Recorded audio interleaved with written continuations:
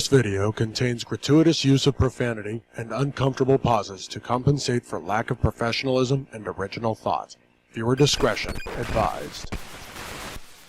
Oh shit! Mud shark. You're not a mud shark. You're barely even a fish. On this In the Paint podcast.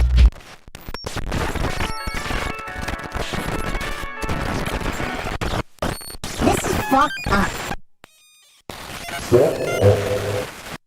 Win by Two, they're actually podcasts out of Philadelphia. Who knows who Win by Two radio? Where's John DiCaprio? Did he ask about me? Fuck Carl. He's effectively done in this business. On his big podcast, Catching People with Dr. Mingo. So I'm a dumb guy. I'm hoping John DiCaprio is, but... Take your fucking bra off, Barry! Like, let me guess, does he attack everyone? I'm gonna be yelling at him the whole time tonight.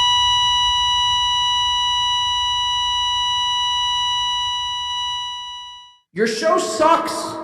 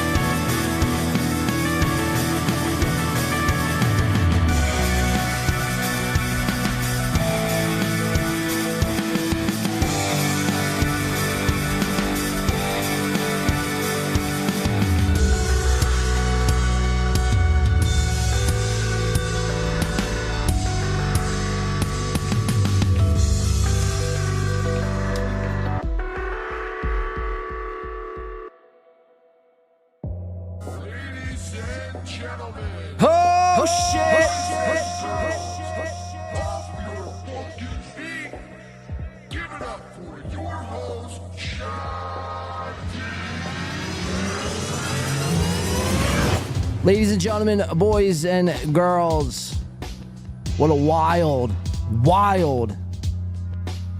24 hours, quite frankly. Welcome into this Monday edition of In the Paint Podcast. Almost lost track of our days. What's going on? How we doing? How we feeling? Hopefully you're better than me. Dealing with these neck injuries, man. It's fucked up, man. It's hard out here for a fucking pimp. How's it going, ladies and gentlemen? We have, what a crazy 24 fucking hours. I mean, this has been insane, to say the least. We have so much to get into. I really, quite frankly, I don't even know where to start. But, you know, if you're just now catching up with us, we were assaulted. We were practically jumped. And I know, look, if you're a Shuley fan, imagine being a Shuley fan, first of all, but if you're a Shuley fan, of course you're going to be like, oh, well, you know, they said it didn't happen the way And trust me, we have witnesses. It's a scary word to throw around. Witnesses. Seriously, I can't. The whole time yesterday, let me lower this music a little bit. The whole time yesterday, my intent was to follow up on the Pottstown debacle. We blew the doors, I mean, wide open off the Pottstown show or lack of show or whatever you guys want to call it. We blew the lid right off that story, bringing you exclusive footage. So I wanted to capture this moment again. I wanted to, this was my I guess, run back of a second chip, for lack of a better word. You know what I mean? I wanted to capture this on footage to document these killers of comedy, as it reads in the title and description. These guys are always so quick to tell you they're comics and they crush at every show and they're the best. And I think it's appropriate to say hi to the Dojo of Comedy, because it is confirmed they do watch this show, which is, like I said, it's news to me. So hi, Mike. I mean, you guys are pathetic. I mean, seriously. Pathetic. You need, like, 7 guys to escort me out. I mean, get the fuck out of here, bro. I mean, it's seriously such a joke. You guys look so fucking... Like, nobody should ever go to your club again. You know what I mean? Like, I will establish... The next time, I won't be as nice. I won't just film comics in your establishment. I'll, set up a fucking block-wide protest of the Dojo of Comedy. I mean, seriously. I mean, outrageous, man. But, yeah, I mean, we have a great show to get into. Welcome in to tonight's show. It's Monday night. My Philadelphia Eagles are playing tonight, so I know this is. But I had to get the message out there that there was trouble in paradise. Let's see. We have a couple supers. Let's just read them right off the bat. Lawyer Up, Jeff is saying, thank you for the $4.99, Jeff. We do appreciate that. Where's my man? Money's just fake, man. Right? Thank you for the. Yeah, I mean, look, we've advised with some counsel. And I'll kind of just leave it there. I don't want to get too off into the weeds of what we were talking about, but we'll just kind of leave it there. But we appreciate the $4.99. Thank you for that. Soft Weekly member for 10 months. Show us on a doll where Shuley hurt you. That's funny. If I had a doll, first of all, that'd be alarming, but if I had one, I'd show you. As if the neck brace isn't enough. But thank you for being a member for 10 months to the Stub Toe. Shout out to Stubto. Who knows to win by 2 radio? So I try hard for $4.99 towards Vinny the lawyer, only lawyer I would trust. Yeah, I mean, look, we'll dive into it later. Vince the lawyer, if he's taking on clients, I mean, that would be cool too. I mean, just to have who's who of lawyers on the case, and I know he hates Shuley as well, so won't hurt. But we appreciate that, Lance. Coming in just for $9.99. We appreciate that. Thank you, guys. Seriously, I mean, it's awesome. Thank you. We appreciate that. All the super chats, all the memberships. Thank you for that. But yeah, we have a great show to get into. So, I mean, I don't even know, quite frankly, where to fucking begin. So, look, I went on MLC to kind of, Kevin called me last night to kind of go through, what happened, and he wanted me to do a show. Now, typically, you guys know I don't really do other shows. Like, that's not my MO. I'm not a big fan of, jumping on other shows, especially the shows that I shit on. It's not like me. But I needed to get the message out there. And I wanted to blow this story the fuck up, quite frankly. Because, I mean, it's insane, man. It's insane. Little old me. As Melton says, the size of a Pez dispenser. So I wanted to get the message out there. I wanted to go on a KB show. I've never done MLC. I wasn't looking to talk about, how the weather was today or what the Birds are going to be doing or who I think is the best NFL quarterback this year. Now, I wanted to blow the story open. I wanted to make sure Shuley and all his goons, and rest assured, they are goons. Anytime you have to resort to violence. Look, I know I joke around. And I know Melton likes to tell a lot of people that, I wanted to go up and punch him in the face in Atlantic City over the summer. I mean, that never happened. Getting a call right now from Utah. I don't know who you are, but we're not answering. We're doing a show. So yeah, Melton likes to tell everyone that, you know, I wanted to go up to him in Atlantic City over the summer and punch him in the face, which again never happened. I'm not a violent guy, you know what I mean? I would never resort to violence as my first move. Quite frankly, I mean, that's insane. That's what lunatics do. That's what insane people do. Am I going to film comics? Sure. There's nowhere in the U.S. law that says, U.S. law, Section 2, Chapter 8, you can't film pathetic comics. So, you know, I'm not breaking any laws. I know it's frowned upon by these comics, but it's like, get over yourselves. If you're going to market yourself to the internet, you have to expect the internet is going to, clap back or at least, check you guys out. The internet's going to do what the internet's going to do.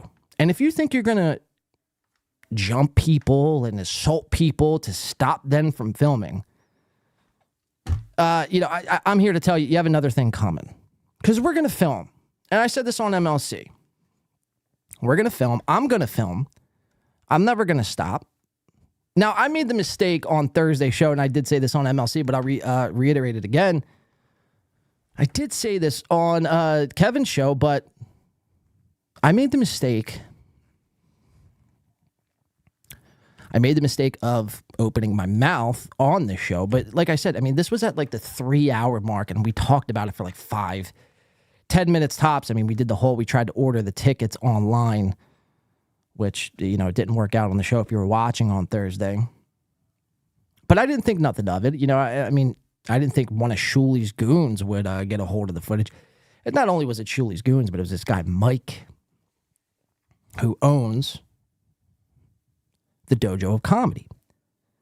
So, I mean, if I would have known all this going into last night, I would have done it so much differently. Looking back on it, hindsight is always 20/20. They knew I was coming. They knew what to look for. They knew who to look for. I had no idea what the fuck I was getting myself into. But again, if you have to resort to violence, and you couldn't just tell me to leave or tell me not to film, you were looking for trouble. You wanted this to happen. So don't play this fucking, next time you think about filming a comic set, this is what's going to happen. You planned on this, motherfucker. You know you planned on it. I mean, Shuli, you're such a fucking snake, bro. I mean, you really, really, truly are. Go do another 10 hours on Stuttering John. I mean, what a clown. What a fucking clown. Put hands on me. I mean, get the fuck out of here. And then you're going to take a victory lap on your show, which we're going to get into, by the way, the BS show. All of them took victory laps. They took shots at my expense. Everyone besides Mike Morse, who I will say, I tip my cap to Mike Morse for not wanting to pile on. Maybe he did. Maybe I missed it. I'm not sure. I've watched this clip one time, but it's still really surreal, to be quite honest with you. I'm still kind of processing the whole thing and looking into taking this thing to the next level, to the next step, advising counsel, multiple counsels. So, rest assured, we have a lot to get into today. We have a lot to talk about, but I just wanted to get a few things out there right off the bat. Yes, all of this happened. I'm sure people are like, oh, this is a bit, this is a work. No, this really did happen. Again, we have witnesses. And quite frankly, just release the fucking footage of your comedy, of your room, of your establishment. Release the footage. I wish, I really honestly do wish I was filming to capture that moment. I mean, because how insane. I have a couple suspects who, I know I'm claiming this guy Mike watched, but that's what they're claiming. So I'm going off of their claims. I think I may have a couple suspects, which we'll get into, who I think it may have been other than this guy Mike.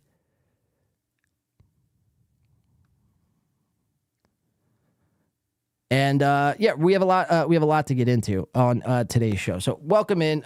We have a lot. I gotta fix this fucking brace. It's already coming off. Where's that my hoodie? I can't even tell. Don't mind me. All right, let's see. How are you guys doing in the chat? Keanu for 499 says, can I have your brace? Wait, can I have your brace once you've healed? Bisconti can wear it as a headband. Wow, holy shit. Sure. I mean, why the fuck not at this point? Yeah, I'll mail you the brace. You can wear it, but you have to wear it. If I mail it to you, you have to wear it. Thank you for the $4.99, Keanu, in this dark time that we're going through right now. 2024 is off to a, I mean, what a crazy start. I just want to make sure I didn't miss anyone. Beloved chatter coming in. I thought that this the Three Stooges show looked hilarious. You don't like prop comedy. Well, and that's another thing. And I said this on Kevin's show, and I know Kevin. I appreciate Kevin letting me go on and break the story on his show, but it's like I get it. Kevin comes from an old school philosophy, like all these guys, that they don't like it's frowned upon the film comic sets. But that's 20 years ago. You know what I mean? Like, we have to move on. People are going to film. We live in an age where everyone has a fucking camera. You know? So, I don't know what else to tell you. And I said this on his show. If they weren't worried, or if they were crushing it like they say, they would encourage filming.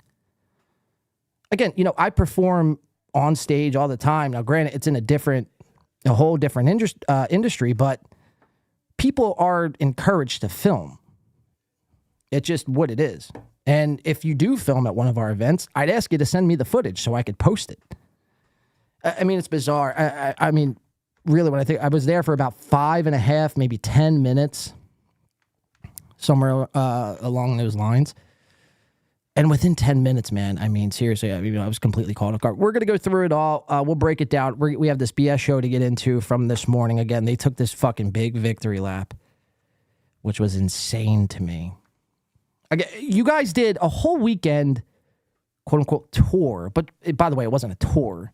2 shows doesn't constitute a tour, by the way. Let me just throw that out there. I've played 2 shows back to back consistently. It's not a tour. It's 2 fucking shows. So, we have to get this out of our heads, this notion that if you perform back-to-back nights, it's a tour. It's somehow a tour. No, look what Metallica did over the summer. And I know this is comparing like apples to fucking oranges, but 72 Seasons tour, they toured, across the U.S., across Europe. To make it a tour, you at least got to perform 5 to 7 days to really make it, whatever you're doing, a tour. To call 2 shows a tour, it's insane. It's insane. But we appreciate that. Thank you, beloved chatter. LL Cooley says, 1 word, retainer. Yeah, man. We're doing everything in our power over here, and by we, I mean me, to take the steps necessary and, hopefully one day own the Dojo Comedy Club. So you better watch out, Mike, from the dojo. You thought this was a fucking game. Well, you play with fire and you're going to get burned. I'm not making threats, not violent threats. But, God forbid an investigation comes back and you're found you're found guilty or Shuli's found guilty. Imagine that. Not only would I own your club, I would own the rights to the Shuli network. How amazing would that be? You guys work for me now, motherfucker. Suck my dick. That's what I have to say. I'm heated, bro. I'm fucking heated. And I'll say it again. To resort to violence is a bitch move. Seriously. To resort to putting hands on another human being is a bitch move. You could have told me to leave. You could have said, hey, stop filming, stop recording. But again, you wanted this. Because I was the leading story on your first show back when you did 2 shows over the weekend. Your tour. You did your tour over the weekend, your 2-show tour. Not a tour, dickhead. I was the leading story? Come on, man. Come, you got to do better. You guys are ex-Howard Stern radio personalities, radio legends, quote unquote. And I'm your leading story?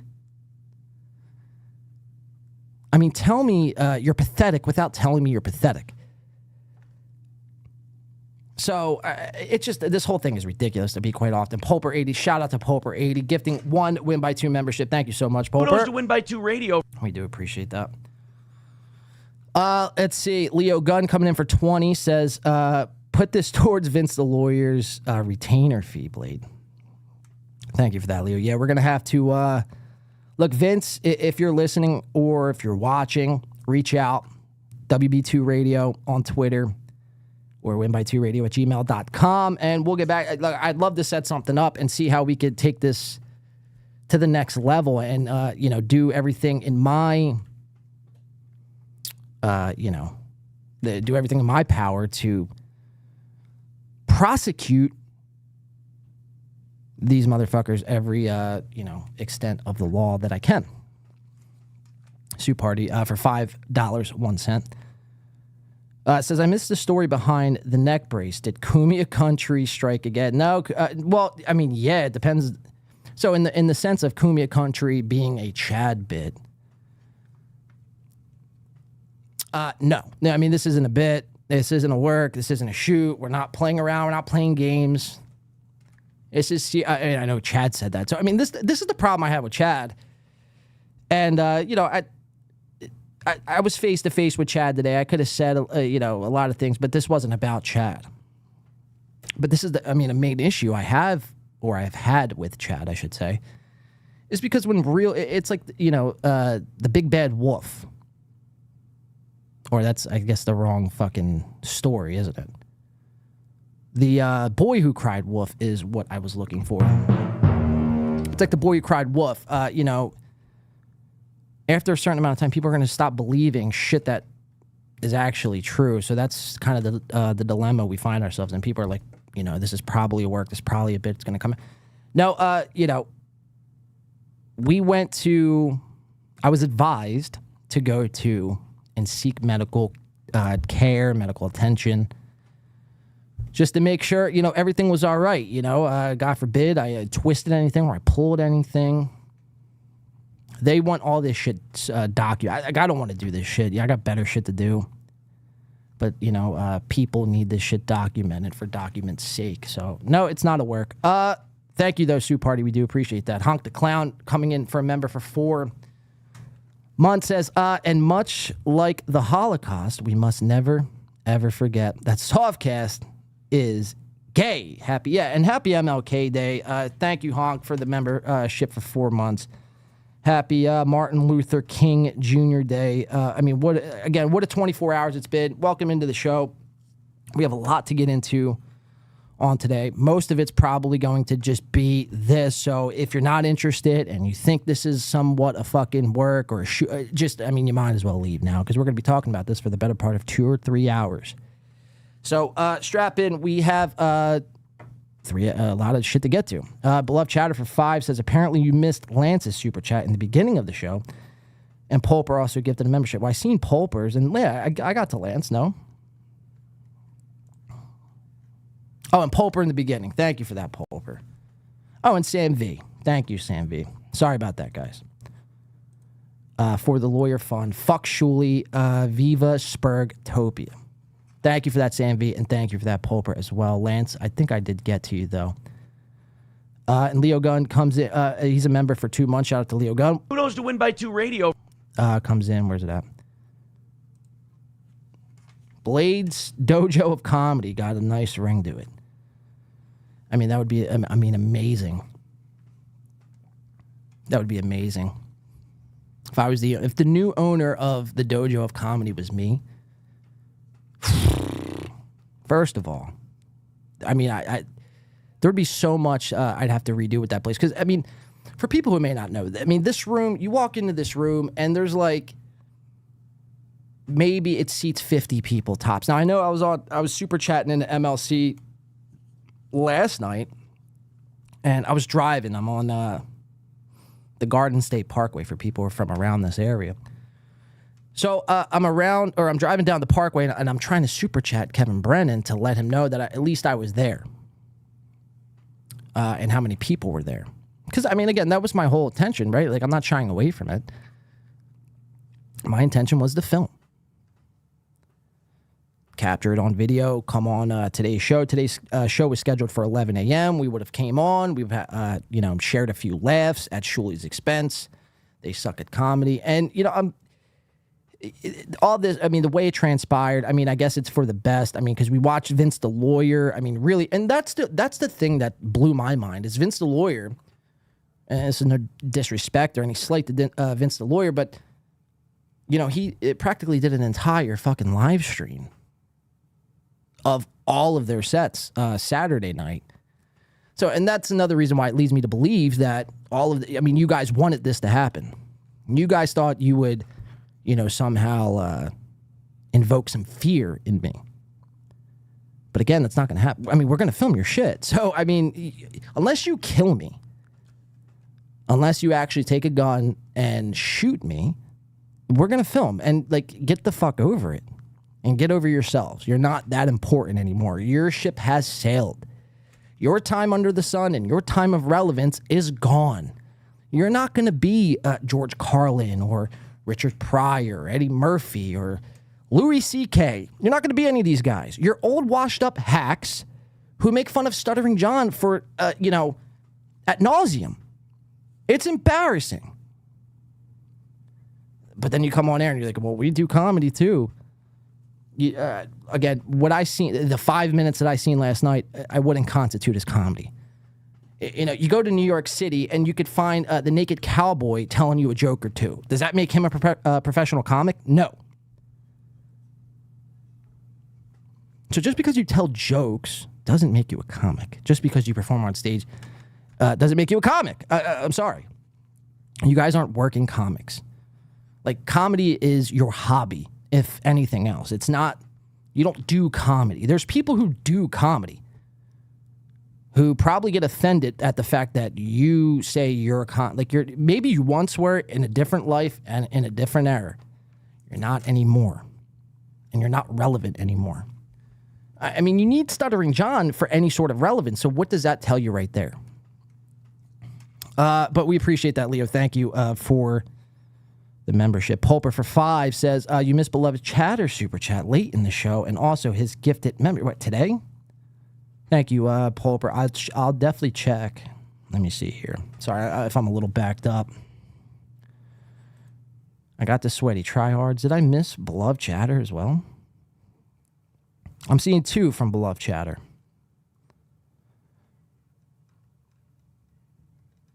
Right? 2, 8. I mean, this one that we got to. The Three Stooges. And this one. Apparently you missed Lance's. I mean, that's funny. All right, so let's get into the show.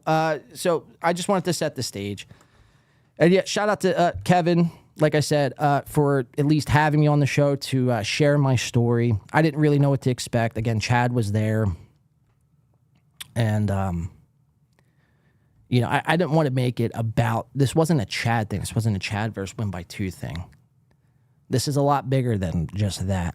So, but yeah, I do want to shout out Kevin because, like I said, I knew by going on MLC, it would only help spread the message. And I think that's what we accomplished there. Soft Weekly for 2. That's pretty ironic. Was there an oil can involved in your assault? No. Maybe? I don't know. It all happened so fast, man. So I don't know how many people actually checked out MLC, but if you didn't check out MLC, let me explain one more time what actually happened. So I get to this place. The event is supposed to start at 7 o'clock. I get there about 7:05. No event. Which, in the grand scheme of things, it's not that big of a deal because when we did Pottstown, the event, I think, was scheduled for either 6. Yeah, I think it was scheduled for 6. And when we got there, we winded up waiting about an hour and 25 minutes because they were having terrible audio problems, at the front of the house. Their speakers were all fucked up. No one could hear what was coming out of the speakers, the PA unit. So whatever, 5 minutes isn't that big of a deal. So 5 minutes goes by, I'm sitting there, and I take a quick which we'll get to right now. I take a quick little video on my phone of the room. Because just document's sake, I'm there to film. So, all right, let's start from the time I walk in to the time I leave. And I'll tell you why I wasn't filming on when they actually threw me out. But we'll start with this. So this was the only footage I was able to actually walk away with. Let's go to share screen mode here. So if you guys could see, this was me. So I walk into the room. They ask me for my name. Give them my name. And I walk in. The stage is directly in front of me. So as I walk in, the stage is directly in front. There's people seated right in front of me. And they have me go off to the right. They sit me at a table, like Kevin pointed out, by myself. Again, I didn't think really much of it at this point. I didn't know that they were actually expecting me. Again, if I did know this, I would have went about things a completely different way.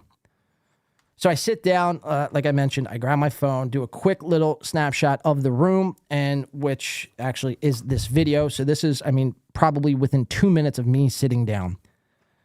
And again, I was in MLC's chat yesterday, super chatting, just to let Kevin know that I was there. And I was trying to really picture it in my head because all this happened so fast. So I'm trying to picture how many people were actually there at this event. And, I thought it was maybe like 50, 60 people. So I said, there's about 60 people there. And then I watched this video back as I'm driving home. I watched this video back and I'm like, there's no way there's 60. There's maybe 30 to 40 tops.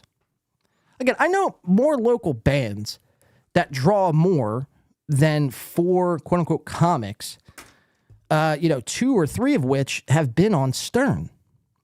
So that should tell you everything right there. Local bands who maybe have like 100 monthly listeners on Spotify. I know of them who draw more than these 4. So, all right, whatever. All right, so I sit down, I sit down at this table, and this is the video that I was able to walk out of the club with.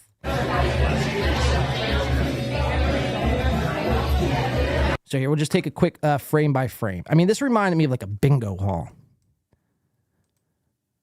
So, we could, seriously count how many people. This is the extent of the room. There was nobody behind me. There was a table to my left with 2 people and a table to my right with 2 people. So up against the wall, there's 5 people. Right now we're looking at about just this row alone, 7 people? We'll fast forward a little bit. Here's the middle of the room right here. All right, let's just say another 20. We're at about 30 right now. And that's it, because, you guys can see the stage right off here to the right. So again, 35 people tops showed out at this event.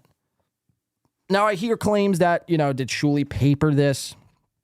Which if you don't know, paper means they're just giving away tickets to just fill the seats because not too many people are coming to the event. So they're like, all right, let's just fill the room because it would look horrible if there's 15, 20 people here and the room's half empty. And this is a small room to begin with. So if this room is empty, half empty, it would look really bad.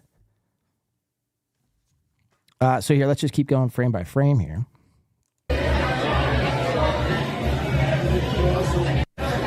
And as you can see in the back here, let's go to the end here. As you can see in the back, these were all tables back here. All these tables are empty, and there's maybe 3 to 4 tables back here. These tables are empty. And then also back here, we have the MC. So, that was the extent of it. That was the only video I was able to actually sneak out of the club. And it was at this point, right after that video was taken, I had a waitress come up to me. I ordered some drinks, was getting ready. Now, I'll tell you why I wasn't filming, or at least they thought I was filming from my phone. Well, we actually bought spy glasses for last night, and I can go grab them but I don't have them on me at the moment. But we actually bought spy glasses for last night specifically. So I had these spy glasses with every intent to film with these glasses because obviously it was going to be a little challenging to film with a phone. And, which I found out, by the way. So I get my phone and my brightness is on like 100%. So I want to go turn down my brightness because my intention was to turn on the Cowboys game, Cowboys versus Packers. I hate the fucking Cowboys. And they were getting smacked. I wanted to watch that. And then I was going to watch a little bit of the Rams game, or at least have it on my phone. I say watch, but at least have it on my phone while these comics, again, quote unquote comics, were doing their thing. I mean, as soon as I took my phone out and was lowering my brightness and all that jazz, I feel a hand grip my wrist and go for my phone. And I guess it was the owner, Mike. Again, I mean, you're not a tough guy, dude. I mean, you're really not. You're a pathetic little fucking bitch. Pathetic fucking loser and stupid fucking bitch. It's the guy, Mike.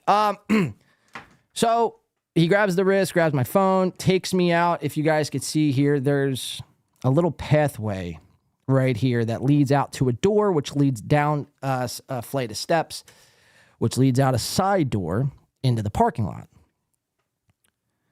So this guy, I mean, ferociously grabs me by the wrist, has me, I guess, by my, everything happened so fast. So he has me by the wrist and I think by my like shoulder and like my hoodie.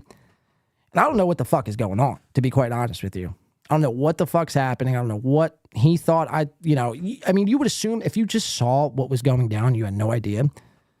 You would assume that I just got caught counting cards and, the pit boss just caught me and I'm taking the casino for millions. I mean, that's what it felt like. Excuse me. So that's what it felt like. So we get, out into this little hallway here and I had this other young gentleman. I don't know who he was. I don't know what his deal was. Probably another bitch-ass security guard. Again, you're a bitch because this is the guy, by the way. Hold on, excuse me. This is the guy, by the way, who was actually trying to inflict some sort of damage. This tall, lanky fella. I don't know who it was. I didn't get a name, nothing. And so anyway, we get down we're in the middle of these steps. I'm getting escorted down, and we get to the bottom of the steps. Well, I think my phone had dropped down the steps at some point because I watched my phone go flying.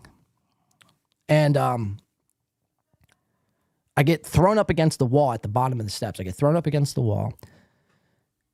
And I feel that both of these guys have me by, each of my shoulders.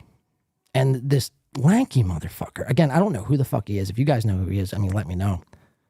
But again, when I do take over the Dojo Comedy Club, I will be firing this guy. Or if he has anything to do with this establishment, I'll make sure he never works in the industry ever again. So seriously, I hope you're watching. Clip this, share it. I don't give a fuck. So anyway, we make it out the door. This dude's trying to trip me. He's trying to get me to the ground. I guess he thought in his head, like, this is my one chance. I mean, this guy was probably like, he's probably done like anger management before. Because who seriously does that? Like, you're trying to take me to, this isn't the UFC, bro. This isn't the UFC. So like, I don't know what, came over you. But you're like trying to take me to the fucking ground. To which I didn't go to the ground, by the way. Because you're a punk who can't even take little old me to the ground. So he's trying to trip me. He's trying to, inflict some pain. And I hear, I guess, the owner yell, "Don't hurt him, don't hurt him, don't hurt him." I kept hearing that being yelled out. And to which I think that at that point they had let me go. My phone was still inside the room. I'm like, listen, I need my fucking phone. I'll leave. I don't give a shit. I'm not going to sit here and fight, a bunch of you. Because at this point, there was people that made their way into the little vestibule where the stairs was. So they made their way. I don't know how many people. I want to say there was maybe 5 or 6 people. Shuley said, and Bob Levy, all them said they came out from the green room and saw this. So I don't know. I mean, but I wasn't about to fight 6 people. I mean, I wasn't there for a fight. I was there to, I mean, how insane this is. I was there to film, and instead I was about to take on 6 of the dojo comedy clubs, gayest and weakest. But but in all seriousness, I wasn't looking for a fight. So they're like, leave, never come back. You're not welcomed here, and never come back. And I'm like, you know, I wasn't planning on it, but I mean, this just really sealed the fucking deal.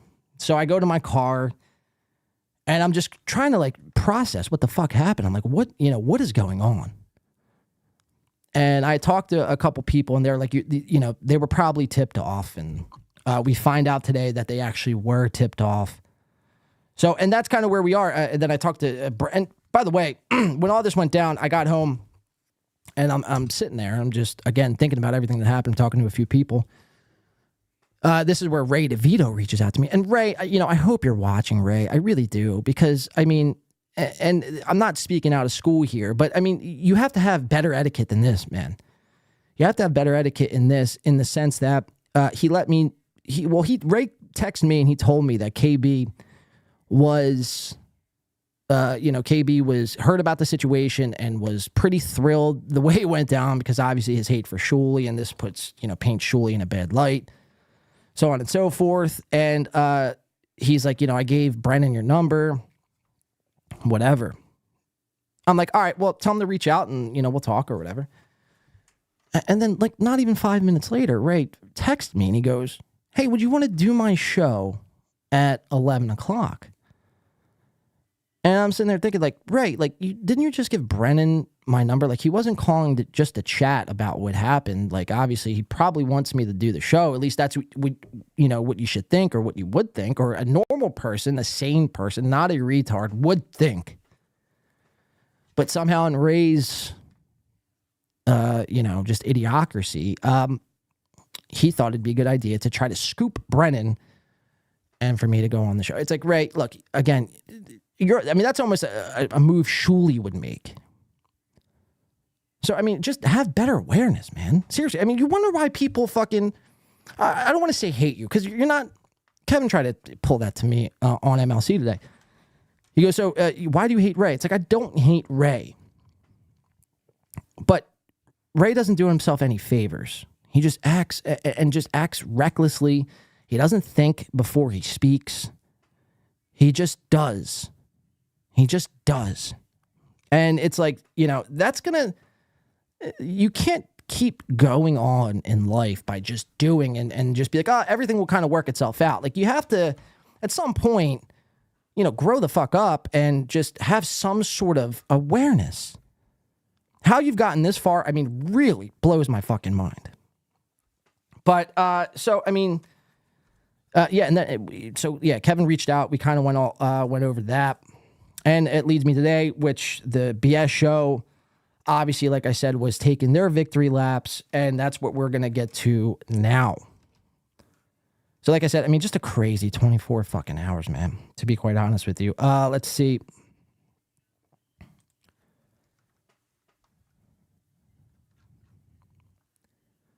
Broccoli for $1.99 coming in.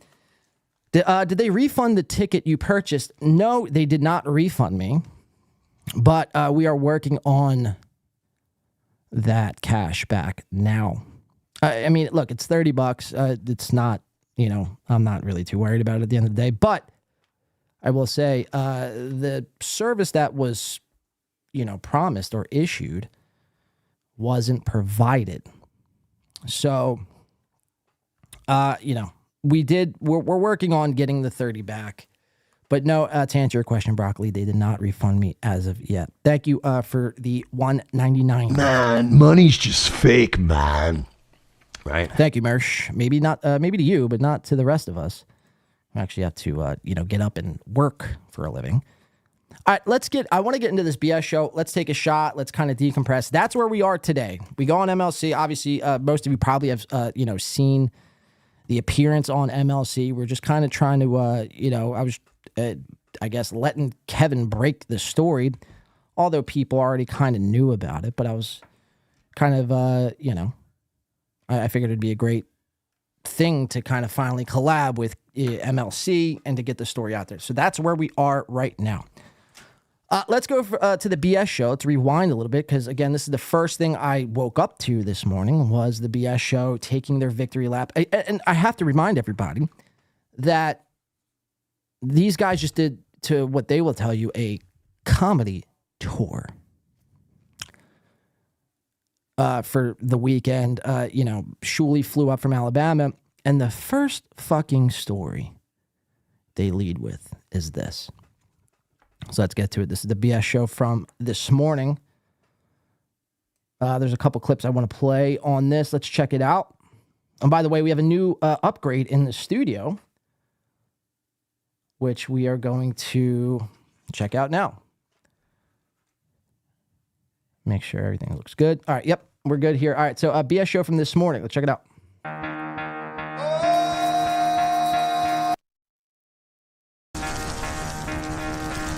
Get out of here, coffee, son of a bitch.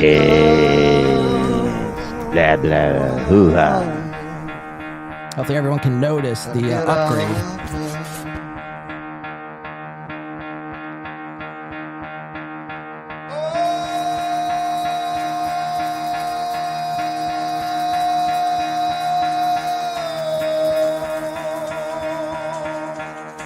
And again, we've went over this before, but this song, this track is, don't mind. If this thing flickers, don't mind. I literally just got this in today, and I have to play with some of these settings.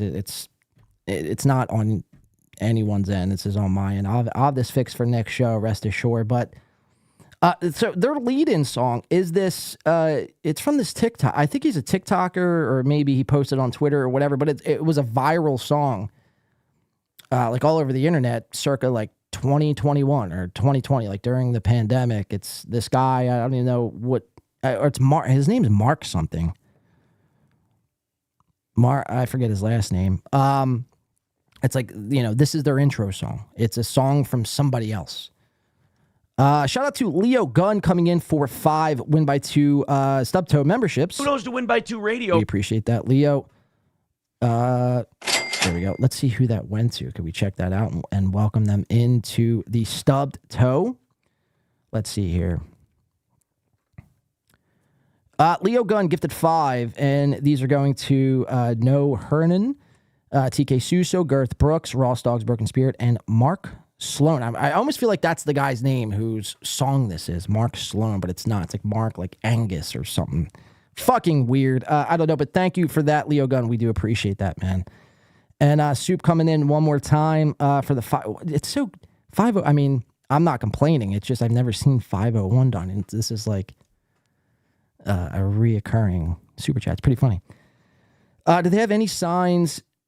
Did they have any signs out that said no video recording? You could take some legal action, my man. Yeah. So this is the thing. I'm pretty sure I was advised that on their website it does say.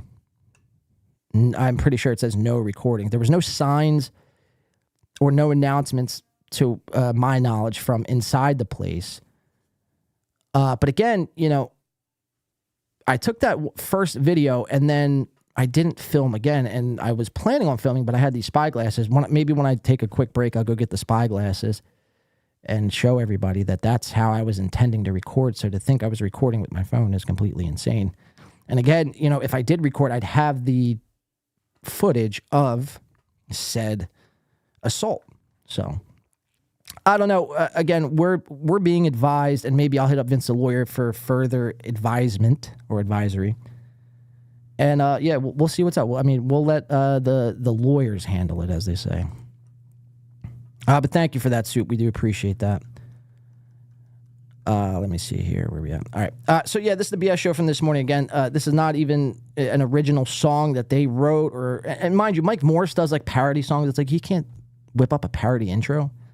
You got apparently 1,100 people that watch you every day. Not one of them could whip up a intro song. I mean, it's pretty lazy, if you ask me. And then furthermore, you guys come on air and you just rolled out of bed. I mean, you're half a fucking sleep. I mean, you're no different than fucking Steel Toe. You guys make fun of Steel Toe. I mean the Shuli Network, when I say you guys make fun of Steel Toe for begging, but it's like you guys don't, it's practically the same thing. It's practically the same fucking thing. I mean, watch when they come on screen. I mean, I know we went over Shuli, and I know you guys know who Shuli and what the Shuli Network is all about.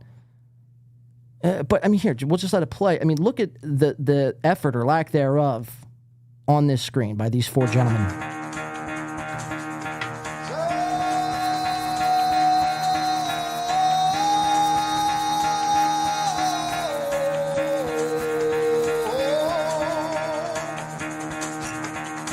Get the fuck out of bed, bitch. Go.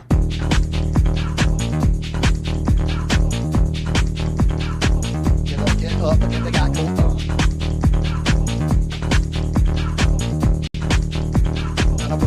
Time to wake up, bitch. Get up. Look at this. Get up. Get up.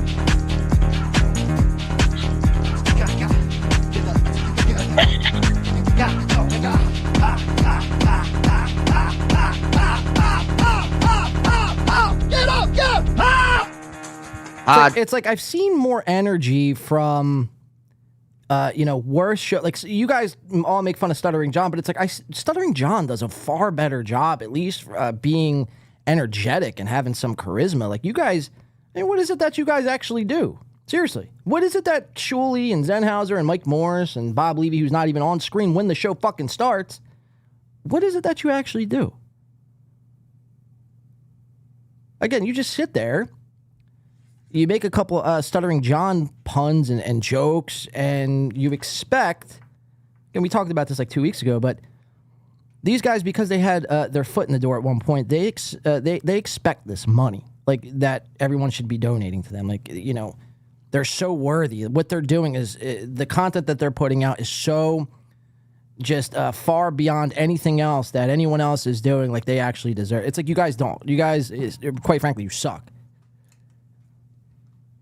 And that's I've been kind of pretty consistent with that. It's not just because we were assaulted and practically jumped. I mean, what effort are you putting into this show? Oh, well, they don't have to put in effort. It's like, if you're going to sit there and argue with me that any of these guys are funny, I got a bridge to sell you fucking down the street. Get out of here. Shuli's, I've been watching Shuli now for the better part of about 7, 8, 9 months, whenever Pottstown kind of took place. Shuli has never said one thing that made me like, you know what, that's pretty fucking funny. Like Aaron M. Holt has said maybe one thing that kind of made me laugh once.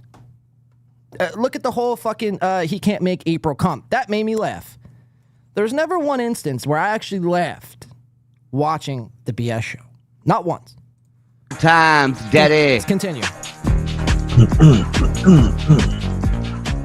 Good morning, everybody. Oh, yeah. Welcome to the BS Show. That's right. 5 days a week, right here in the morning on YouTube, on the Shuli Network. Thanks for tuning in. If you're new here, hit subscribe if you don't mind. Hit the like button, and member up. Member up, daddy. Because everybody else is doing it. You can get a membership here. Shuli always sucked. 5 gets you in, 10 gets you everything. You get a membership on Patreon where we take everything that's a secret that we do here and flip it to audio. Right.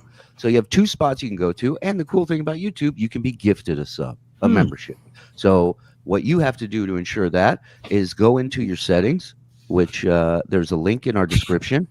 Click on the link, and it'll take you to your turn on gifted memberships in your settings. And all you like, again, you say this every day. People aren't retarded. People know where to go to gift a membership or to receive the gifted membership. You tell these people every day. So again, the correlation between you and Aaron M. Holt, are practically the same. You guys are the same person. So the next time you want to make fun of Aaron, take a look in the fucking mirror, because you are him. He is you. Got it? Capiche? Who's turning that on? Now when people start gifting them, you'll get them. Shuli's still alive after 3 days of Bob's. Barely. But I gotta be honest, I haven't eaten much of Bob's cooking, so I can't blame this on Bob's cooking. We're just gonna let the intro play because it comes out right in the beginning. Something going on. And now I'm debating whether I go get checked out here or do I just fly back home and get checked out back home. But I don't know if it's AIDS. I could have a bladder infection or Wow. a urinary tract infection from that dude coming in. I mean, from that salad bar. Oh, it's so funny, Mike. Actually, like I said, I do respect Mike. Well, I have to review the tape. I forget if he piles on or not. But, I mean, you know, whether he did or he didn't, I mean, he's still probably one of the worst. He doesn't say anything and laughs at everything. I think I heard someone say this before, but they hired Mike Moore specifically to be a human laugh track, which actually might be the case. We're going to need to see that contract, Mike Morse. What is in that contract? No, I don't know what it is. It's like it doesn't hurt when I pee or shit, but I feel like I have to pee. Congratulations. Thank you, but I feel like I have to pee. Like it's like no one needs to hear this, you know? Nobody needs to hear this at 9 o'clock in the morning. No one needs to be boggled down. We have enough problems to deal with in our day-to-day lives. You know what I mean? I don't come on air and tell you every time that I, you know, have an earache or my head hurts or my tummy hurts or I got to go to the doctor. Well, besides today, obviously, but this is for a different reason. I was assaulted, God damn it. He's just telling you about his bladder problems. My bladder. Oh, my bladder. I have a UTI. It's like, who cares?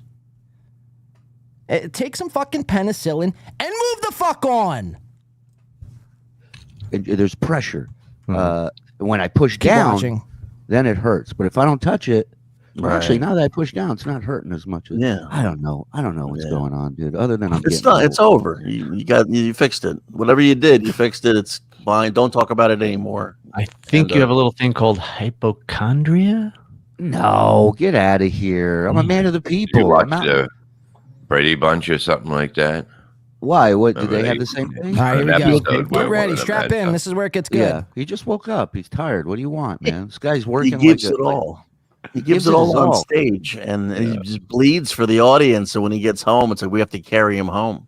You know, it's never a dull moment when we get together and do something together. So, like, Shuli could not wait to get to this story. You could see he was chomping at the bit because he just, I mean, completely steamrolls Zenhauser here. Zenhauser just tried to make a joke, which, by the way, Zenhauser, the two jokes I did see you try to perform last night, the only two jokes I saw before I was brutally assaulted, the only two jokes I saw was two complete and utter bombs. You bombed.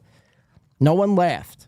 So again, you know, you guys could tell yourself that this was a success. You could lie to yourselves. You could lie to everyone else. This wasn't a success, judging off the two jokes and Vincent, the lawyer's live stream from Saturday. But Zen tries another joke here, and picking up where you left off from Sunday night, it completely fucking bombs. Let's watch Shuli chomping at the bit to get into the story that happened from the night before. Let's check this out. Mind you, these guys are just coming off a weekend of a tour. This shouldn't be the first story you're leading with. Stage, and he just bleeds for the audience. So when he gets home, it's like we have to carry him home. You know, it's never a dull moment when we get together and do Good joke, something Zen. together. There's always something going on. So we'll get to Poughkeepsie. Everybody comes alive. That's right. We'll get to Poughkeepsie in a second. But I want to start last night at our show at Tiff's. Right? Here, represent. It's like we can't even Nice. see. We can't even see it because you're fucking half transparent on the screen. Again, you guys are the biggest fucking boomers. You don't know how to work anything. Yeah, it's like I find it rich when you guys make fun of Kevin Brennan for not knowing how to work technology. Meanwhile, I mean, you tune into a Shuli show and he's trying to show you his shirt, but all we could see is his fucking background. It's like, you know, you guys, I mean, really have your heads so far planted up each other's ass. It's amazing to me. It's amazing to me. Yeah. There it is. There you go. Shout out to Mike and all the crew over there at TIFF. So the other day he tells us that some guy on YouTube, by the name of Winbite. Look at Bob smiling already. He loves this story It's so just a much. man because I seen him come in. I didn't even know it was him. I thought it like these. Oh my They god! I weren't just sure. want to see how they spin the story. How they spin. How he spins the story? Well, let's my tell God. it first. Let's tell it So first, right? So Mike they're tells gonna tell you their rendition. Let's listen to them. you, Bob. He's like, hey, some guy's on YouTube, and he's saying Mike, he's the owner, not me. Yeah, not you. Nobody listens to Mike. Mike, the owner, comes to you, Bob, and he says, listen, there's some guy on YouTube saying he's going to come in here and film your guys' sets. Start a commotion. He's going to cause a commotion. And nobody's... I don't know if did I say, maybe I did. I mean, that just sounds like something, it's like a throwaway line. You know what I mean? Like, I'm not looking to go fight or to actually start. Like, if I actually wanted to start a commotion, the second I walked in the door, I'd be jumping on tables, doing backflips, yelling Allah Akbar. You know what I mean? I'm not looking to start any sort of commotion. I'm here to simply do one job, that is to film you guys, in or out of your element, whichever way you want to look at it. Bring it back here onto the show and laugh. Have a few laughs at your expense. You guys are the comics, right? You guys could dish it, but you have to resort to violence when someone else fucking tries to have a couple laughs at your expense. I mean, it's quite bizarre. All right, so let's keep listening to these fucking four schlubs. And film your guys' sets. Start a commotion. He's going to cause a commotion. And nobody's going to stop him. Nobody can do anything about it. Right? And so these guys, they kind of take that a little personally and also a bit of a challenge, I think. You know, it's an establishment. It's a challenge. There for comedians. Challenge. You would think like I was walking in the door like Rambo, like John fucking Rambo, with like the ammo around my fucking chest and 2 fucking M16s on my back and a fucking, grenade belt around my fucking hip. A challenge. I had a cell phone and spy glasses. I mean, so again, you guys might want to. You're trying. See, I see what you're doing. I see right through the Jews' behavior. If I could be a Jew right now, I would be a Jew. Surely. But I see right through this bullshit. You're trying to frame it in such a way where you had no idea this was all going down, and that Mike and his band of cronies and Shuley and your cast of goons were ever going to not do what you did last night. Like, this was your intention from the get-go, but you're trying to frame it in a way where you're the innocent guy, and I just got caught up in the weeds and I got too ahead of myself. Like, I see your fucking little tricks here you guys do, and all you three should be ashamed because you're just nodding along. You're not going to be nodding along when I own the Shuley Network and I own the Dojo of Comedy. You're not going to be nodding your heads to that, because I'll fire each and every one of you. Rest assured. Let's keep watching. Club specifically is a great room because it ensures that you work out and you try new shit. Mm-hmm. It's a fun, fuck around room, and comics need that kind of room. 30 right? people. Oh, yeah. And they provide that. And this guy's like, well, I'm going to come in here and I'm going to raise hell. And these guys are like, okay, raise hell. Well, you got to come in. That's the first part of this. Raise hell. We're all aware of you now, so we'll be watching. And apparently don't fuck with Jersey, Josh. You got that right. So apparently we're all in the green room, and he shows up, and Mike says, I know, he goes, he's here. And we're like, you sure it's him? Because I kind of seen, they go, that's him there. And Listen, I go, Bob, that's a tiny man. Wow. That's a tiny man that's out of shape. And Shuley's not, it's like, Shuley, you're like 5'2". You have no room to talk. I tower over you. And I probably tower over you too, Zen. I mean, I couldn't really gauge your height because you were on a stage and you're on an elevated platform, so I don't actually know how tall you are. Levy, and you have a lot of room to talk, Levy. I mean, a lot of room here. Wait, let me play it out. And I'm like, wait, what's he say here? Hold on, I gotta play that back. They go, that's him there, and I go, that's a tiny man. That's a tiny man that's out of shape. Out of shape, he says, right? So it's like, okay, Levy, you have a lot of room to talk. You're what, a plus 60-year-old specimen who smokes like 19 cartons of cigarettes a day. You're always smoking weed. All you do is sit in front of a computer screen making fun of Stuttering John. And I'm the unhealthy one. I'll unextended challenge. We could race anytime and see who's in better shape. I mean, name your fucking whatever you want to do, and I'll do it. You know what I mean? Out of shape. And again, Shuley nods along as if he's like owning them. It's like, again, Shuley, you're 5'0". Give me a fucking break. And I'm like, it can't be. It can't be. Yes. But it was. So he goes, oh, and Mike's like, I know for a fact that's him. And Mike's like, I'm gonna stand next. So he's putting the blame on this guy Mike, the owner of the comedy club. Does Mike watch my show? Is Mike in this chat tonight? I mean, I don't know. I honestly, I find it hard to believe that this guy Mike, on his downtime from running a comedy club, 7 days a week, he's watching Win by 2 Radio. Now, it's not such a far-fetched idea, but I just find it hard to believe. I think probably one of your fans, were in my chat or watched the video back and tipped you off and let you guys know that I was coming. I even saw a chat, when we were live on Thursday, stating that I should record when I get thrown out of the place. So maybe one of the chatters, relayed some information to have me, on their watch list. I mean, again, I just find it very hard to believe that Mike, the owner of the Dojo Comedy Club, again, not for long,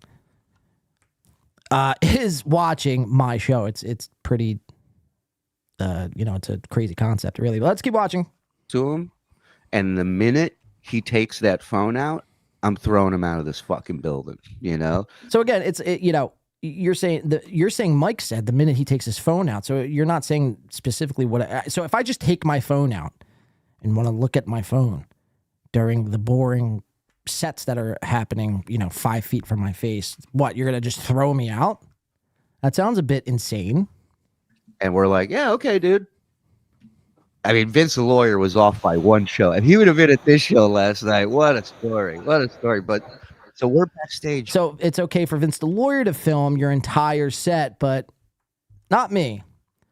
Pretty weird, if you ask me. Zed just goes up, and all of a sudden we hear this fucking commotion by the side door. And we open the side door, and there's a staircase that leads to a back door. And I noticed that our friend Win by 2 and I think 3 or 4 of people who work there gently helping him down the stairs. And a quick. So you hear Shuley say 3 or 4 people. Shout out to Beloved Chatter for coming in for $2. Says they just admitted that this was premeditated, right? I mean, that's what I was kind of saying earlier. Like they wanted this to happen. They wanted this to happen. Again, if Vince the lawyer showed up to the Dojo of Comedy last night, he would have been able to film their entire set. But for whatever reason, you guys are like scared of me, or I don't know what the case is. Little old me. If I have a camera in my hand, you guys are ready to start World War III over it and resort to violence. Again, a bitch move. Thank you for the 2 beloved chatter. We do appreciate that, man. Let's keep watching. So where was I? What are we talking about here? These fucking fools. Let's go back. Let's listen.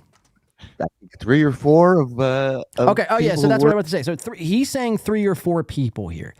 So there was definitely 2, like I said, on each shoulder of me. And, as we got down the steps, there was more people coming out. So he's saying 3 or 4. And then he's also saying that, as I was going in my car, these 3 came from the green room to see it. So there's about 6 to 7 people all watching this go down and then watching me walk to my car, disheveled, and my ego is broken, and, whatever lie they're trying to sell you. So they're all watching this. So again, listen to what he says, because he's trying to make it sound like I was going to step up and fight 7 people. First of all, I wasn't looking for a fight. Second of all, I'm not fighting 7 people. You're insane. Let's keep watching. Work there, gently helping him down the stairs. And a quick. I don't know if you would call that gently. Again, I was fearing for. No, I'm not going to say that. I wasn't fearing for my life, but I was fearing for. I won't say fearing, but I was ready to take a punch. I'm not sure if you guys have been in this position before, but when you're in a fight, and you're ready to get hit. When I was escorted down the steps aggressively, and I got thrown up against the wall, I was ready to take a hit. My jaw was ready. I was clenching my jaw, ready to take the blow.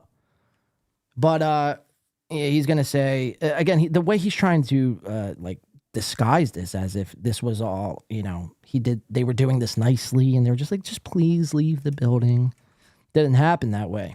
Let's keep watching. Exit, getting him out the door and sending him on his way. And it was a beautiful sight to watch. And it was great to watch him slink back to his car, Right, not say a fucking word, turn his car on, pull out like a dad taking his kids to soccer practice, and drive off nice and slow. Yeah, I mean, again, you're fucking pathetic, bro. You really are. The spin doctor is what we should call you. Yeah, that's the most insane spin I've ever heard on anything.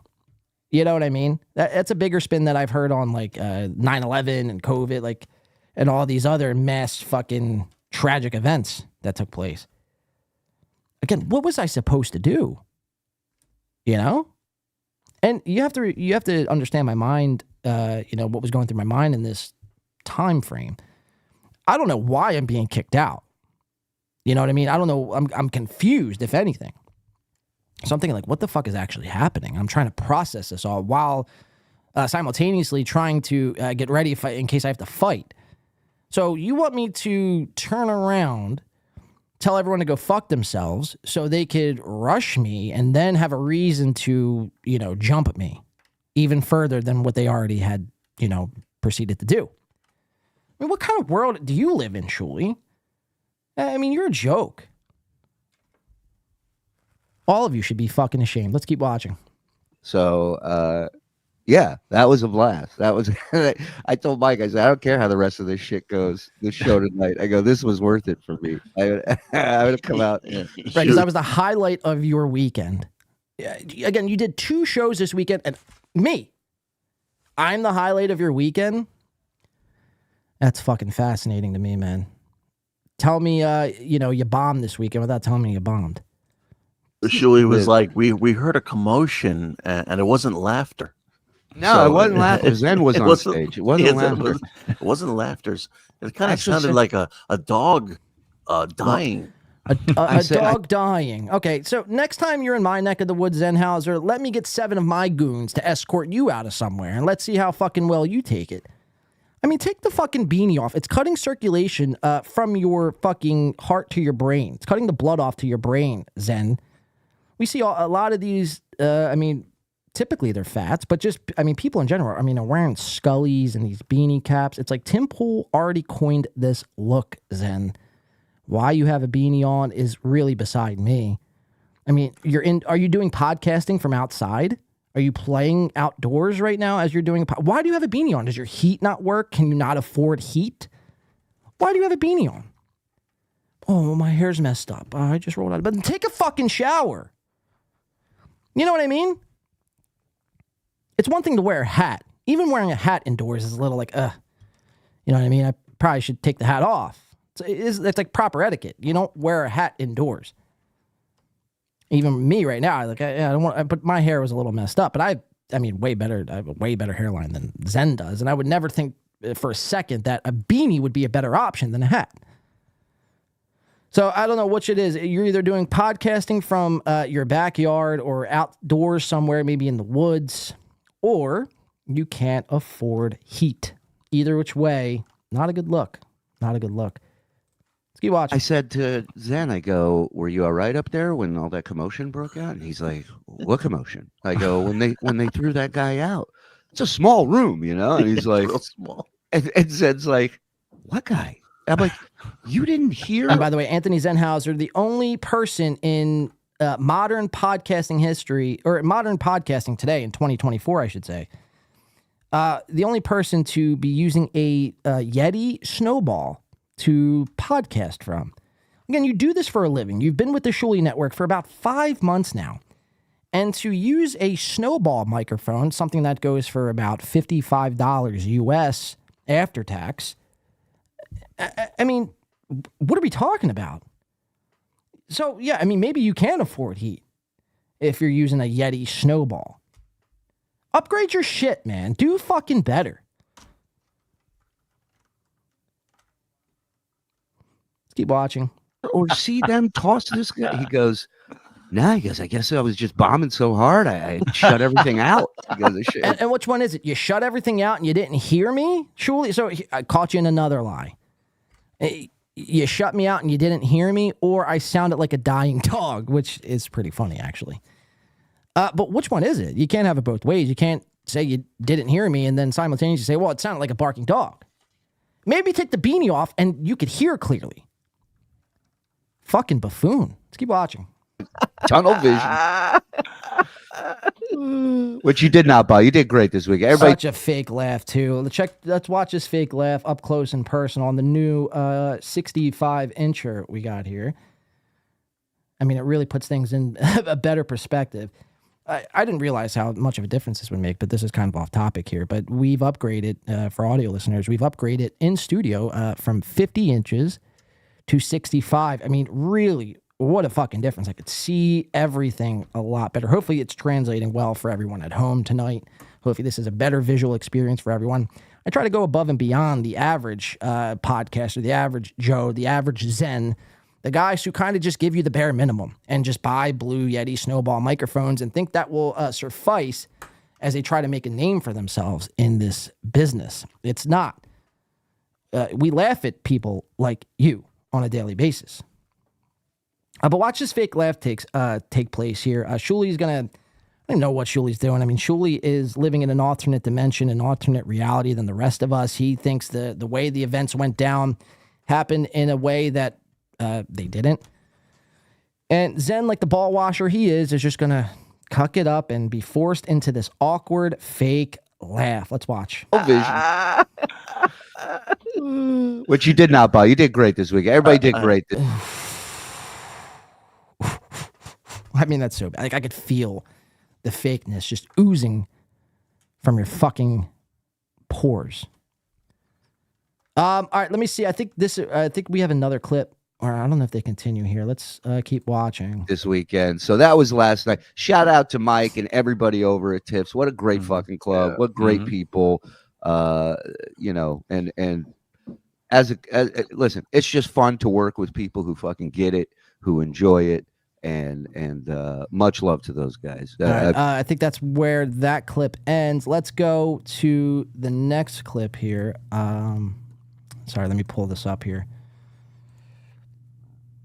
Give me 1 second. BS show. We'll go to 1738. Bob. So check this out.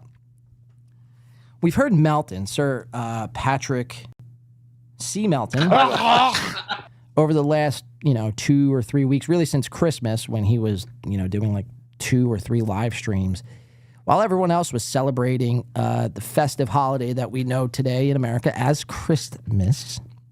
Hashtag Black Santa. Shout out Black Santa. Melton was doing live streams, sniping Chad Zumick.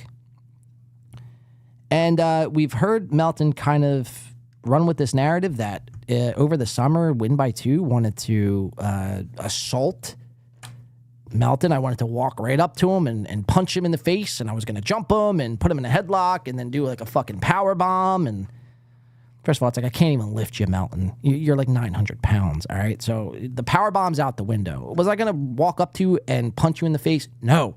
But see, like one constant pattern, one thing I'm noticing kind of happen repetitively is when you film these guys, out of their element or make the claim that you're going to go film them, they look at it as a threat. They look at it like we're coming to fight. And that's the difference. It's like, I'm filming you. You know what I mean? And that should be everyone's right. We're able to document and, journalize events that take place on a daily basis. This is America, after all. Don't you guys believe in the First Amendment? So Patrick Melton runs with this whole narrative, which we've blown a fucking hole right through that story. The day we came back, Bladesurrection, that was a 9-hour journey. Go check that out if you haven't. But Patrick Melton ran with this whole narrative that I wanted to go up and beat him up, and punch him in the face, and all this shit, do DDTs, while he just, yells in complete and utter panic. Bob Levy, we've been kind of following up on this as well. a lot of these guys, we've watched Pat Dixon, we've watched Ray DeVito, we're now watching Bob Levy and the rest of the Shuley guys. And there's some others, and I'm probably leaving out as well. We've watched a lot of these guys go completely 180 into becoming a Melton simp. And they all cook out for Melton. They all have to be on Melton's good side for whichever reason. I have no fucking idea. It's like you guys, are really like that scared of Patrick Melton?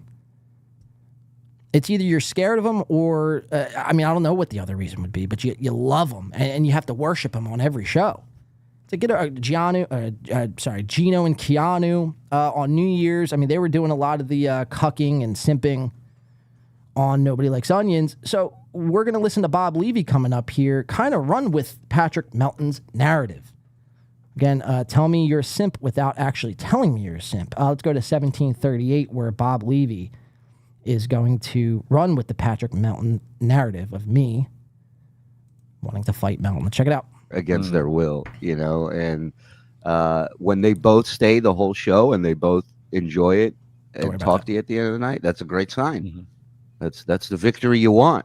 It's for people who don't know how the fuck this shit goes, And so, isn't the win by 2 guy the guy that's going to beat up Melton in fucking Atlantic City?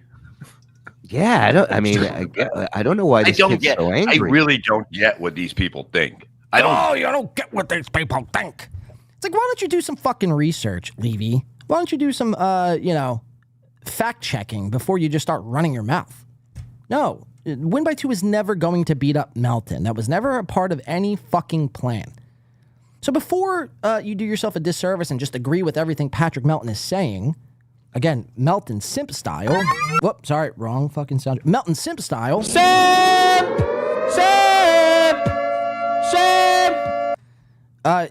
Do yourself a favor and actually know and look into what it is you're going to be speaking about before making these wild accusations about me, little old me, again, wanting to start any sort of violent uprising of any sorts, going to beat up anybody, is ludicrous. I'm here to tell you, I'm not the podcaster that's going to beat up anyone.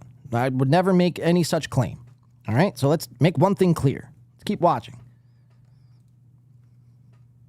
By 2 guy the guy that's going to beat up Melton in fucking Atlantic City? Yeah, I don't know why this kid's so angry. I really don't get what these people think. I don't get where they how they live their life and what they think about real life. But no. Well, that's not. Yeah, you bring up a great point. The difference between being in front of your computer and real life, and I think sometimes people just get carried away with being behind their computer and nobody really being able to fuck with them, other than saying insulting. How bad do you want people to think you're badass when you're not? And it's everybody in this business. They think they're badass. You know what I mean? And not. But they're how are you fucking gonna? weak motherfuckers. But how are you gonna go on and go? I'm gonna do this in your establishment. I'm gonna do this in your place of business, and there ain't shit you're gonna do about it. And not expect them to be like, oh yeah, show up, walk in, try it. Like, that's insane to me. See, again, what's insane to me is the simple fact, like, you guys are making it seem like I was going there, again, like John Rambo style, ready to, light off the next fucking civil war in the dojo of comedy, all by my lonesome self. All we were simply there, all we were there to do was to simply film you guys and make fun of you. So you're running with this whole thing like I'm my life and I'm angry and I just want to beat everyone up. Imagine that. Imagine that. I maybe made one joke about I think it was that Atlantic City fucking stream where we did on a golf course, a Jared Goff course, which, by the way, shout out to the Detroit Lions coming away victorious over the Los Angeles Rams last night. I don't think they've won a playoff game in 30 fucking years. Crazy story. But, on that Atlantic City Jared Goff course stream, in the beginning of the show, it's the first 3 minutes of the show. You can go back and watch it. Now, I make like a funny little break the ice thing, like we're going to cause havoc. We're going to fucking, start a food fight and possibly a real fight. You know, but there was never any intent of that. You know what I mean? There was never any intent of that. You have to like stop taking things so fucking literal. And then stop running your mouths on podcasts claiming that I'm like, you know, I don't even know. Rocky Balboa, I guess, is what you're making me out to be. I got another clip. Well, this is the last clip. Let's go to 2456. Bob's confused. I mean, shocker. Then Zen delivers a real zinger. Again, picking up where he left off from last night, 2456. Let's check this out. This is the last clip from the BS show. Let's see how this thing concludes here. Let's check it out. Here we go. You made me a lot of money, though. I took the opposite. Okay, here's if you go by my betting, it would be the underdog. So if you took the two underdogs yesterday, you probably won both. But you know what I mean? I was confused because we were worried about win by two taking over the room. You know, starting his own show, right there. Yeah, it's amazing. And I'm mad at that guy because he's encroaching on my territory with podcasting. I had a show for a long time called Eat for Two. And that was and that's not even original, Zen. That's not even like I've seen that same joke. You know, spurted out in chat rooms, and whoever's chatting, nobody likes onions, MLCs. They all make the same joke: eat for two, or lose by 2, or lose by 10. It's like we get it. All right, the lose and the eat for 2 references, we've heard them all for the last year. You're gonna have to do better. If you're a comic, you're gonna have to do better, especially. Zenhauser, I mean, I wouldn't expect anything from you because, again, I saw 3 jokes from you last night. They all bombed. I saw a joke attempted earlier, which Shuley steamrolled, bombed. And now I'm watching this Eat for 2 bit here. And quite frankly, it fucking bombed. Someone says, well, I didn't shit the tub for $1.99. Says, how small are you, though? Small enough. Ass melted. I'm about the size of a Pez dispenser. Thank you for the $1.99 though. Darth Derp says, doesn't Bob always talk about fighting? Right. I mean, that's a great point, Darth Derp. And thank you for bringing that to my attention. But you're absolutely right. Bob's going to Atlantic City to like shake down Kevin Brennan and fucking. He was going to go jump on a plane to go fight Chad Zumach in Florida. And then he was going to go in Florida again to go hunt and seek out Stuttering John to go beat him up. And that's just this year. I'm sure we could probably find other examples in the past, 5 years or whatever. But yeah, you're absolutely right. Bob Levy is the quintessential fake internet tough guy. He's always claiming he's going to beat someone up, beat this one up, and beat that one up. But if I make a joke and I say I'm going to go beat Melton, oh, well, I don't get his life, and he's sad, and, how can he be so angry? It's like, why don't you look in the mirror, old man? And again, you've been wearing this jacket since I've been covering you. I mean, you and Zenhauser, really need to do some, shopping somewhere. Go to, an outlet mall, or, I don't know, do something. Amazon even. Walmart. Ew. Walmart's for the poor, I do understand that. But, it's just, really embarrassing. Embarrassing stuff. You guys claim to be making so much money, but you can't afford a new jacket, Levy. And Zen, you're wearing a fucking a Scully cap indoors. That's fucking insane. Thank you for that, Darth Derp, for bringing that to my attention. Naga, for 2, says, did my little Shuley have his backpack? How short is he? And I'm not sure if you were here, Naga, but we did go over this. Confirmed win by 2 is taller than Shuley. So again, you want to make height jokes, Shuley. And height thing is a weird thing to even get caught up on, right? I get if you want to make fat jokes and you want to make even out of shape jokes, or you want to make you smoke too much or whatever. Your hair looks shitty, or you're wearing a fucking hat, or your clothes are terrible. I get all those jokes. A height joke is a bit strange to make. It's funny at times, but to go over time and time again, it's like people can't control their height. There's not a pill you could take to be taller. So it's just a weird hill to die on. It's funny. Yeah, it's like Shuley is short, But, you know, that's not gonna be my main focus is his height. There's other things about Shuli that are more cringe and more embarrassing than his actual height. But thank you, Naga. We do appreciate that. Let me see. Is that up there? Yeah, okay. All right, why is Levy confused here? Watch Zen do this masterful art of comedy joke on all of us. We were worried about Win by 2 taking over the room, you know? Starting his own show right there. Yeah.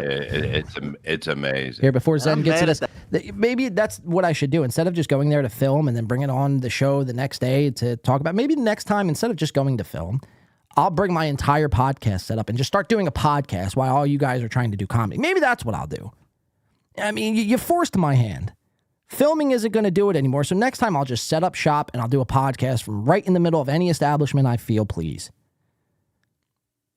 You know, Dojo of Comedy, you know, look out. Win by 2 is coming to your main room sometime in 2024. I mean, it's all this is just so ridiculous. That guy, because he's encroaching on my territory with podcasting. I had a show for a long time called Eat for Two, and that was, and I'm angry that he was taking my thunder. And that was only and another angle to play on. It's like, Zen, you're gonna make a fat joke, or you know, I don't even know. It's like, look at the size of you. You're like the second fattest in this universe, right behind Patrick Melton. You're next. So to make an Eat for 2 joke is pretty rich, again. But all right, so that's the BS show from this morning. Again, taking their victory lap, acting like everything is all hunky-dory. They just crushed their comedy event. They threw me the fuck out. They assaulted me. They jumped me. They know Win by 2 will never attempt to film at their establishment again. And like I said on MLC, this only is going to motivate me. This only is going to motivate me. Now, I have to get smarter next time. Obviously, I'm not going to say 3 days before the show, hey, this is where I'll be. This is what I'm going to be doing. Try to stop me. That was a rookie mistake on my part. I've learned from that mistake. But this is only added fuel to the proverbial fire, and I'm going to be, I said to that, see, and this is what, one thing that confused me with Kevin is because I was like, Kevin, I'm not going to stop filming these guys. Like, I'm just going to film, even if I film Shuli's, band of goons for the rest of my life and no one else, I mean, that's what I'll do. And he's like, well, you know, comics typically frowned upon that, and, you know, you really got to be careful. It's like, all right, Kevin, I thought you wanted to raise havoc. It's like, you don't do comedy anymore. I'm not looking to film your comedy set, so what do you have to worry about? We're going to film Shuli. Make fun of him. But yeah, that's the BS show from today. We have a couple other clips I want to get to. We were, being talked about everywhere all at once. He isn't so bad. All my relatives are here, says Naga. Keanu Thompson's stand page says fat free. L.O. Cooley says, what a fake mustache and a hump next time. Yeah, right. Wear a fake mustache and a hump next time. I'll do blackface and wear a bald cap. And no, look, I have to get smarter. I mean, we have the spy glasses, which I do want to show you guys. But like I said, I don't want to just, we're going to get through some other things. And then when I take a short little break, I'll go get the glasses. But we'll have to get smarter. We'll have to wise up, get smarter, do better.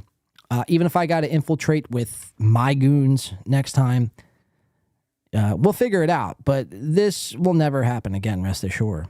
This was a rookie mistake by me. I have only myself to blame for this, to be quite honest.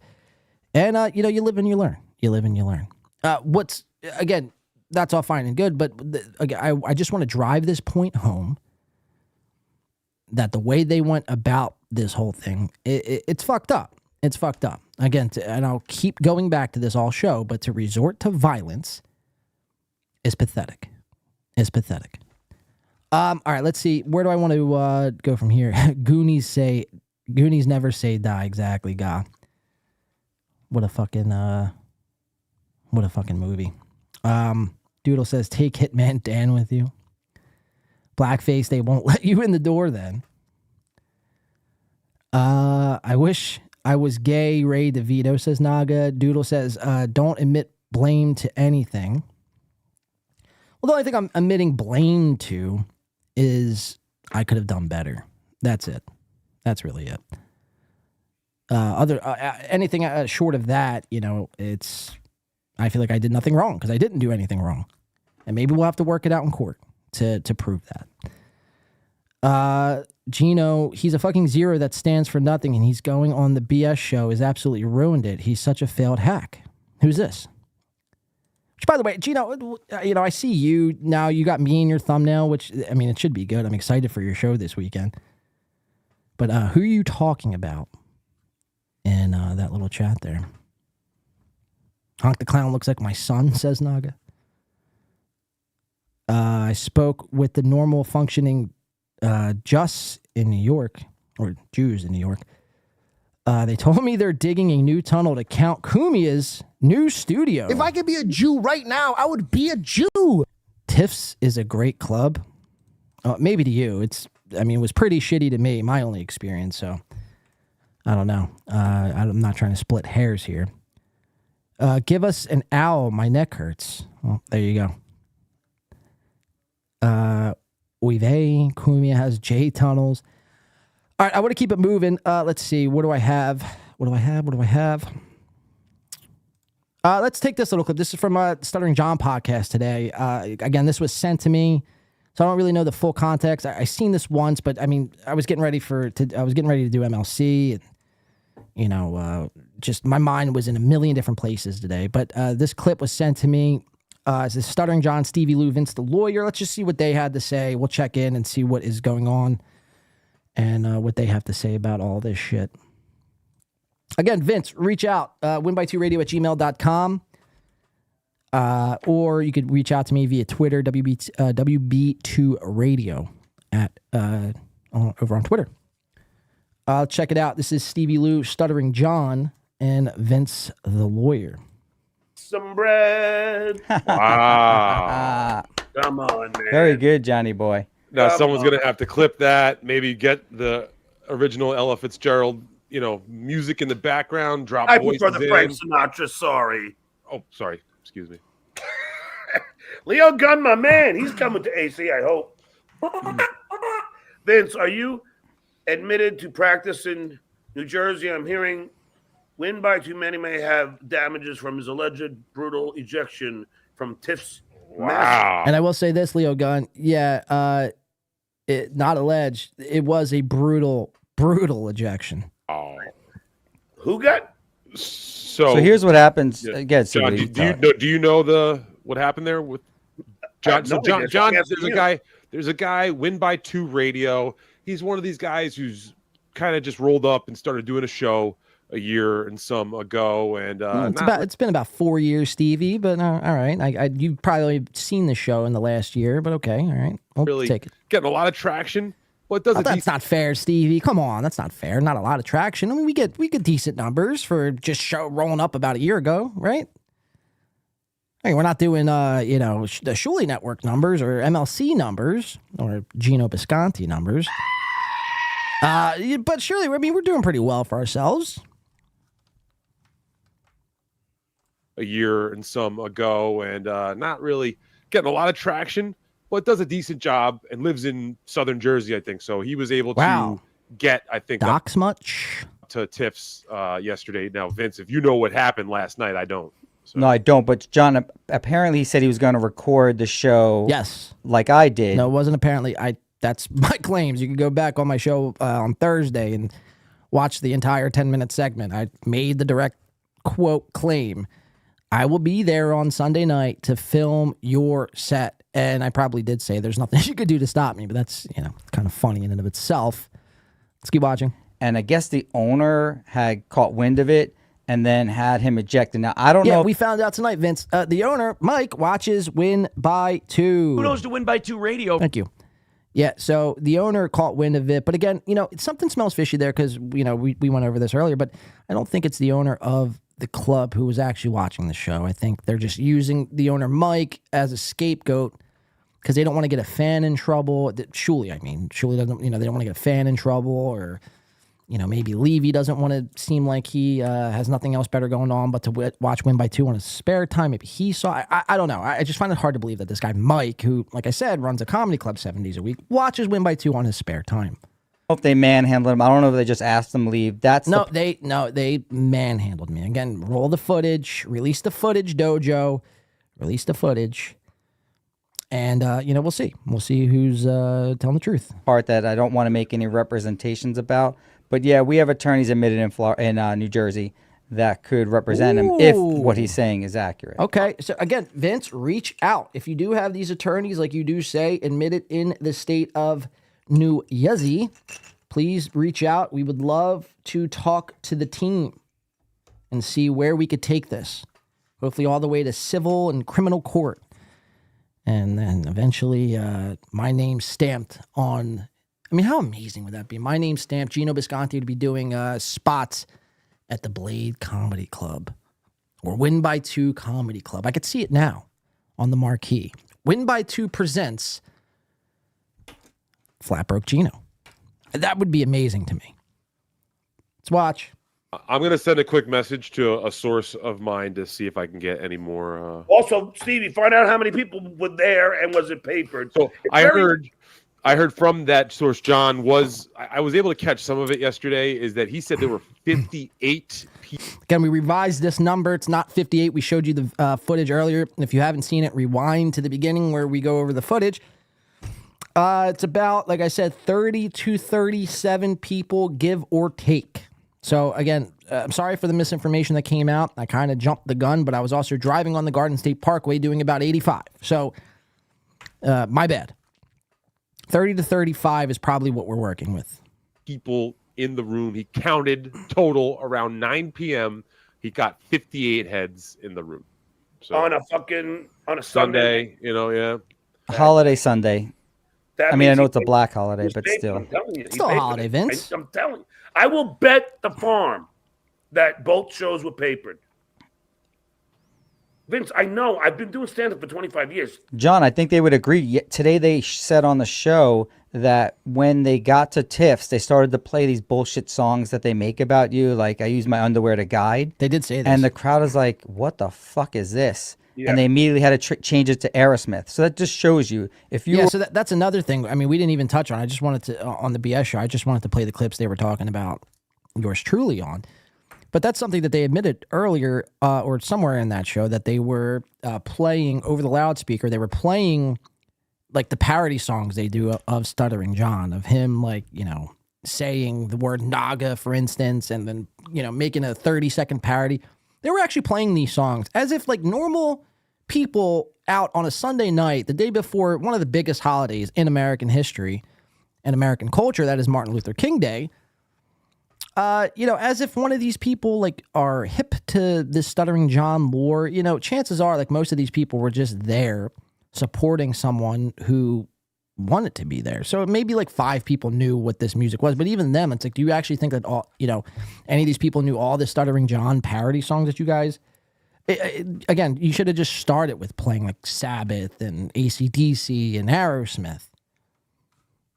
I mean, you guys, seriously, surely, you guys take this Stuttering John thing to another level where it stops becoming podcasting and good-natured ribbing, as you guys like to say, and it starts crossing over to the lines of harassment. You do 90 shows about this motherfucker. There's nothing, no offense, Stuttering John, I don't want you to take this personal, but there's nothing that interesting about anybody, quite frankly, to do 7 shows a week on. Emergency episodes. What's the emergency? Seriously, what is the emergency? This is an emergency podcast, and you don't even see me titling my episode clickbait bullshit like that. Emergency podcast. Blade was attacked. No. Just do your fucking show. Stop trying to clickbait everyone. You already have the consistent 1,400 people that are going to check you out every time you're live, which, I mean, it's unreal. I'm looking into their numbers, but something's fishy going on there, but we kind of already know this. But it's just bizarre to me, man. All this shit, really. Let's keep watching. If you were a fan, you wouldn't Naga. care that they're playing that. Nope.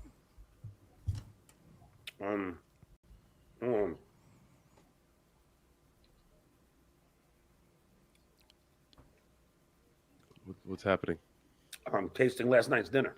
Oh my god! All right, so I think What that's was his where. name? I think that's where this ends. Oh, John, Jesus Christ.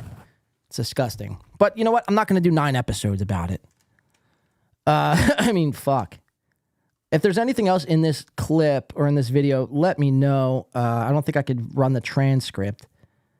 I'll see if I could do it now. Let's see. Vince, Let me see. Give me 1 second. Let me just see if I could. Oh, yeah, I can search a transcript. I'll just search the words win by 2 really quick to see. It looks like it was just that one time. All right, so there you have it. I mean, that pretty much could, we'll kind of put a pin in it there. I'm pretty sure that's all we really had. I mean, I know Vince, the lawyer, brought us up today, but I mean, he was kind of just saying more of the same thing that I'm saying now. Yeah, so I mean, look, again, we're looking to take this, as far as we can, really, truly. So, I mean, I would definitely keep your eyes peeled, keep your ears to the ground, because I'm pursuing this in a legal sense. Yeah, so I think that's really all the clips that I had for today. Yeah, I'm just making sure. Cool. All right, let's see. Do I want to take a quick break right now? I want to go get these glasses. Wow, my notifications are lighting up. That's always good, huh? Let's check in with the chat. I think I'm going to take a quick 2-minute break. Alleviate myself. I have to use the lavatory. And we're going to come back. I want to just touch on a couple more things. We have this Pat Dixon clip. We have Kate Meany coming up on the show. We have a little bit of Patrick Melton. And if we have time, we'll do some of this compound stuff on the heels of Gino Bisconti, Gino Bisconti inserting me, yours truly, in his thumbnail. What could that show be about? I'm looking forward to it. Go check out Gratcast, airing this Saturday. But yeah, let's take a quick break. Let's stretch the legs, take a quick smoke, and let's meet back here in about 3 minutes. What do you say? We'll catch up with the chat right before we take this break.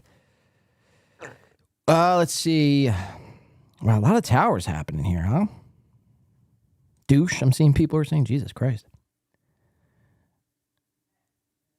Let's see. Well, I didn't shit the tub says you can win extra money in your lawsuit if they penetrated you with any sort of object. Well, look, I was advised to... Look, I can't really speak on a lot of things. I was advised to only say what I was able to say here on this show. So maybe it'll come out in, the hearing or evidence or whatever the fuck. Maybe I was, maybe I wasn't. I don't know. Time will only tell. Thank you for the $4.99. I didn't shit the tub. We do appreciate that. All right, let's take a quick one, guys. Let's meet back up here in about 3 minutes. We'll be right back. We have a lot still to get to on today's show. A little Led Zeppelin to take us out.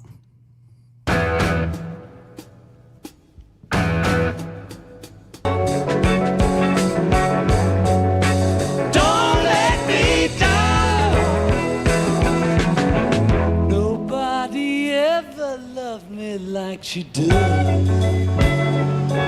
she does. Yes, she does. And if somebody loved me like she does, ooh, she does. All right, we're coming back. How we doing? How we doing? How are my birds doing, by the way? I just stepped outside for a quick drag of a cig. And it's snowing. Bad. First snowfall of the year in this area. Check out how the Eagles are doing.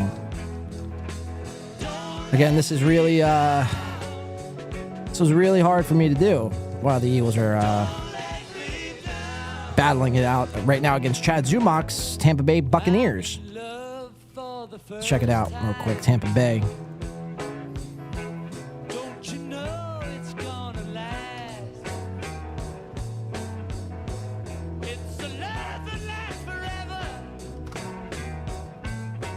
We get a score update?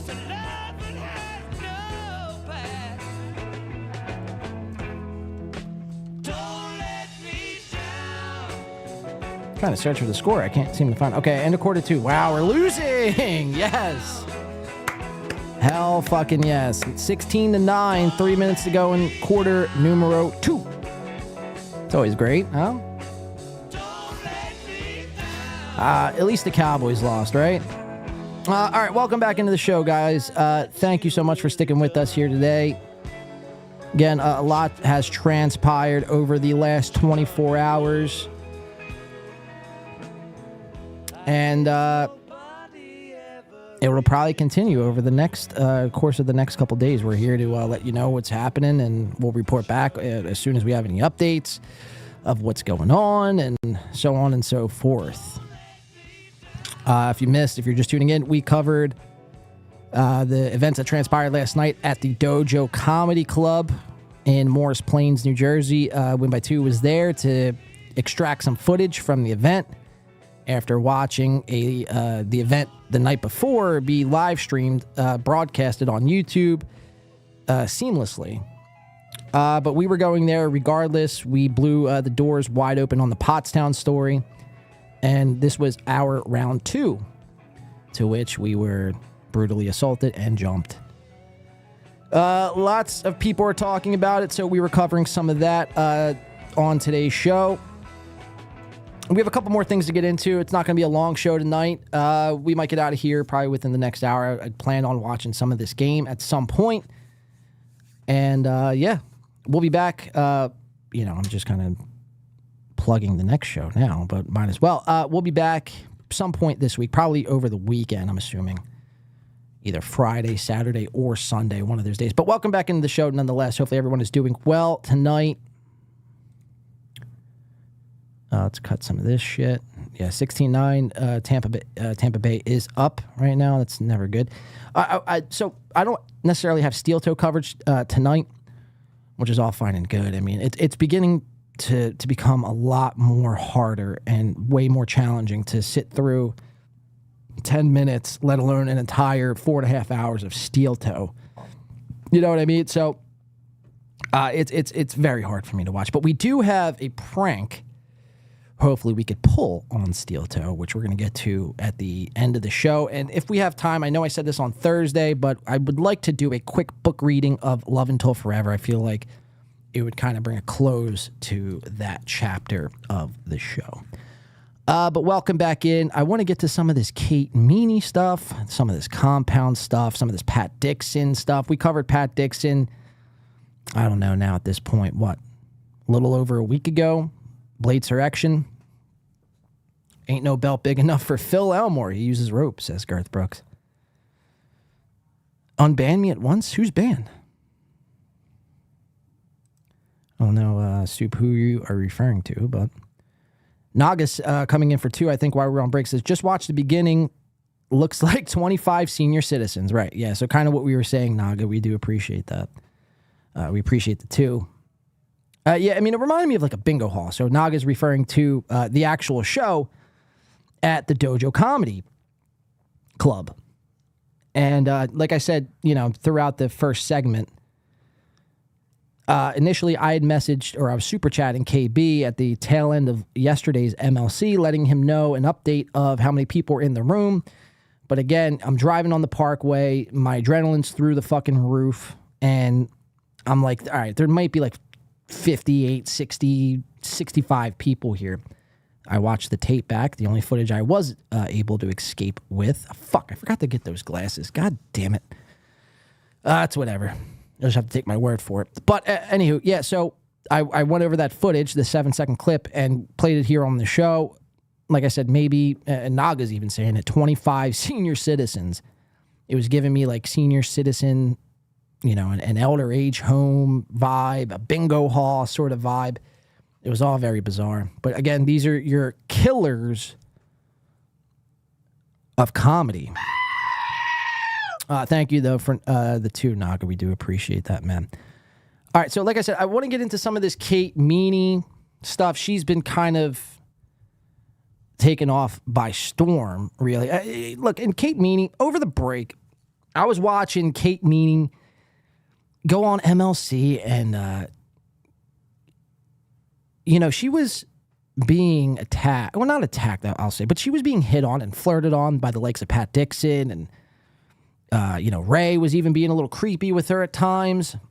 So I was watching Kate Meany, I was like, damn, bro, like, how are all these guys, mind you, they're like in their 50s, just knowingly and willingly hitting on Kate Meany, and they're just shameless with it. They don't care. No one was saying anything at the time. I think still no one has really said anything. So when we came back and we did the Blades Erection show, we were highlighting some of the creepiness that was going on from the last couple months of the whole Kate Meany frenzy. Now, upon the first time she showed up to now, Kate really does a good job of digging the hole deeper.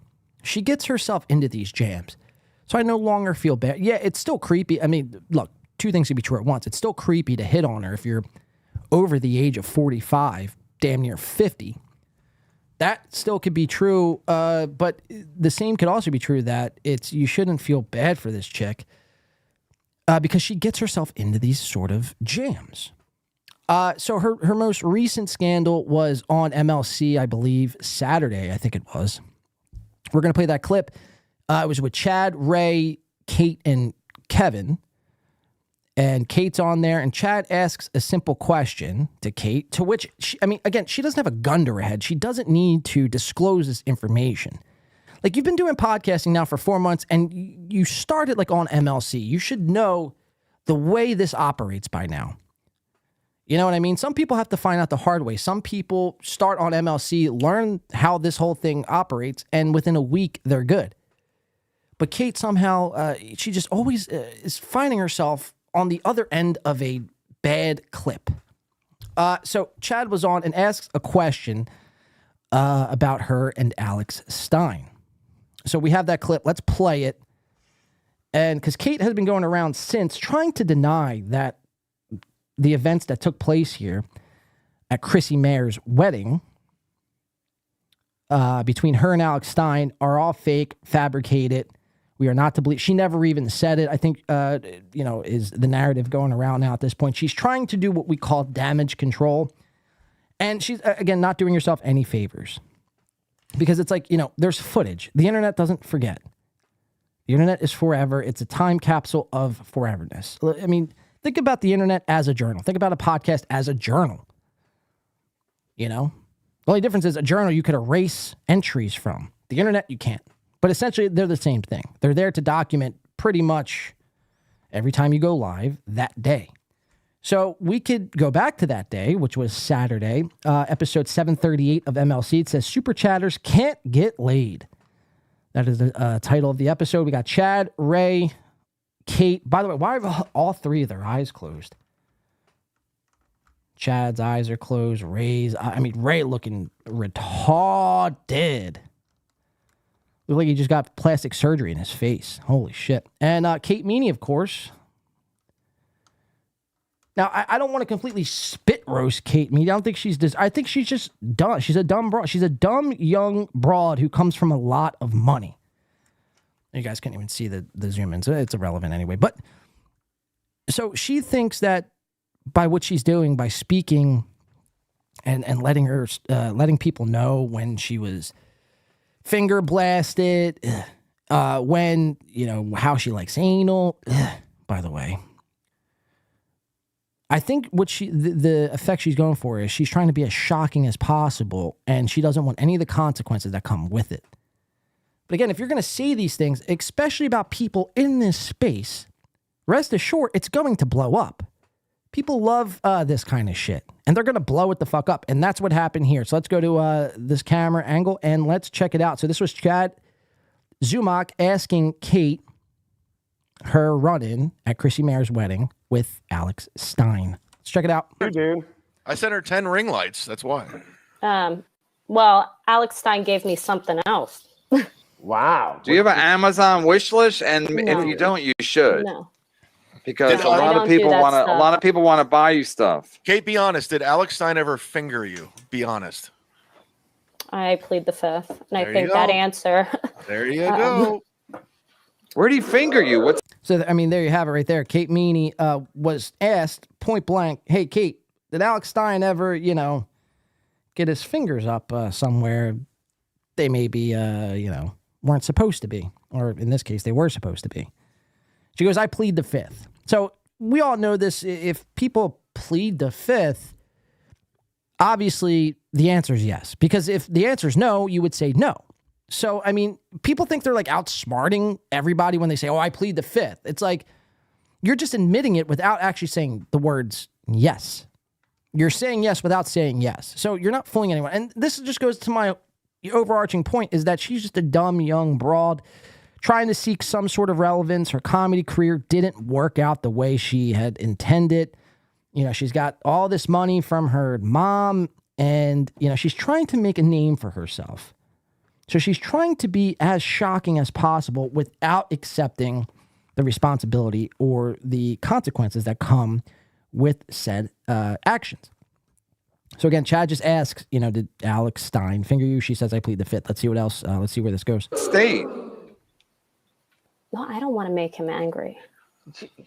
Alex Stein, he's not going to punch you. He's not that kind of guy. Were you visiting him or he was up here? It was probably in a 5 mile only radius. time you could say that. In a what? Ray, let her finish. Where was it? 5 mile radius from where I am right now. Wow. Kate Alex Stein gave John that ring light. Hashtag regift. Yeah, send it to somebody else. Buck Naked. Thank you, Buck Naked. Thank you, Ghost Crusader TV. I'm thanking Ghost Crusader TV, but Kate should be thanking him or her. But you already did, right? Dude, I'm getting a message. Honestly, it says you got fingered by Alex Stein at Chrissy's wedding.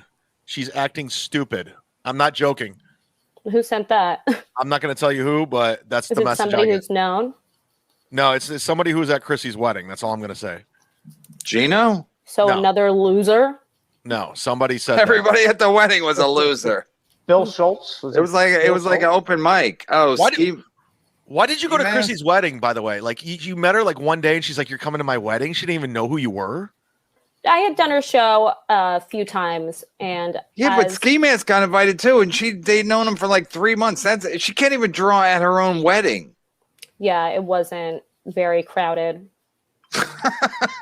And she's basically inviting just randos that she. All right, I'm just gonna let it play just a little bit more. I didn't time code this out at all. I probably should have, but there might be another instance where she mentions the whole Alex Stein thing. Let's see. You just met in the last 12 months. The worst part about it was she had a Donald Trump impersonator there. I heard about that. Jesus. I'm Was also it getting a- a message that you did hook up with somebody at Chrissy's wedding. Confirm or deny. Confirmed. Wow. Wow. So other than yeah, see, Kate, you know, again, you wonder why people are like, you know, making clips about you and highlighting you in such a light and how you're getting into these situations that you're finding yourselves in, but you're not doing yourself any favors. So, like, I sympathized with you while I was watching you and on MLC and Stuttering John and Pat Dixon's, and I was really, you know, I was like, you know, and Melton was covering you. I'm like, Melton's, you know, covering you in an unfair light. You know, Pat Dixon's being a creep and so on and so forth. But the more and more you open your mouth and the more and more you go on these podcasts, the more it's just like you're burying yourself. You know what I mean? So, I mean, just you don't need to answer these questions. You're not under oath. No one has a gun to your head. You're not obligated to answer any of it. So just shut the fuck up. Just stop talking. I understand it makes for shocking content, but then you have to be okay with living in the bed that you've made for yourself. You can't have it both ways. You can't say shocking things and then want everyone to delete their episodes where you say said shocking things. You get it? And by that time, it's too late. As soon as you say this, it's already clipped. That's how you have to think. As soon as you say something shocking, it's already clipped and out for everyone to see. So no matter what kind of damage control you try to do, it's not going to matter because it's already out there for everyone to digest and take in and share it around with their friends on Discord. That's just what it is. So I understand you're 24, but that's no excuse. You're not a child. You're an adult. In the United States of America, you qualify as an adult. Start acting like one if you want to be treated like one.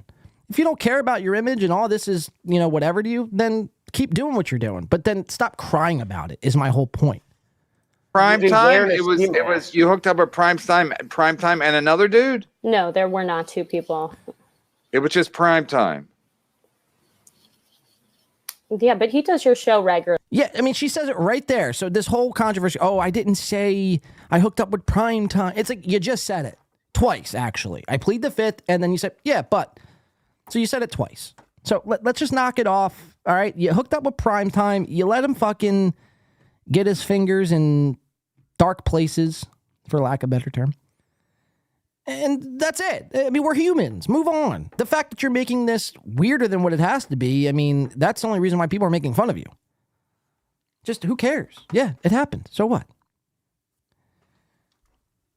Yeah, I'm a fan. Primetime. I hung out with Primetime in Dallas. He gets ass. He was with a really hot chick, so I could see him. I think he fingered me. And you know, this has to be eating Ray DeVito alive. Where the fuck is that? Ray DeVito. Started from the bottom, now we're here. Started from the bottom, now my whole crew's here. Started from the bottom, now we're here. Yeah.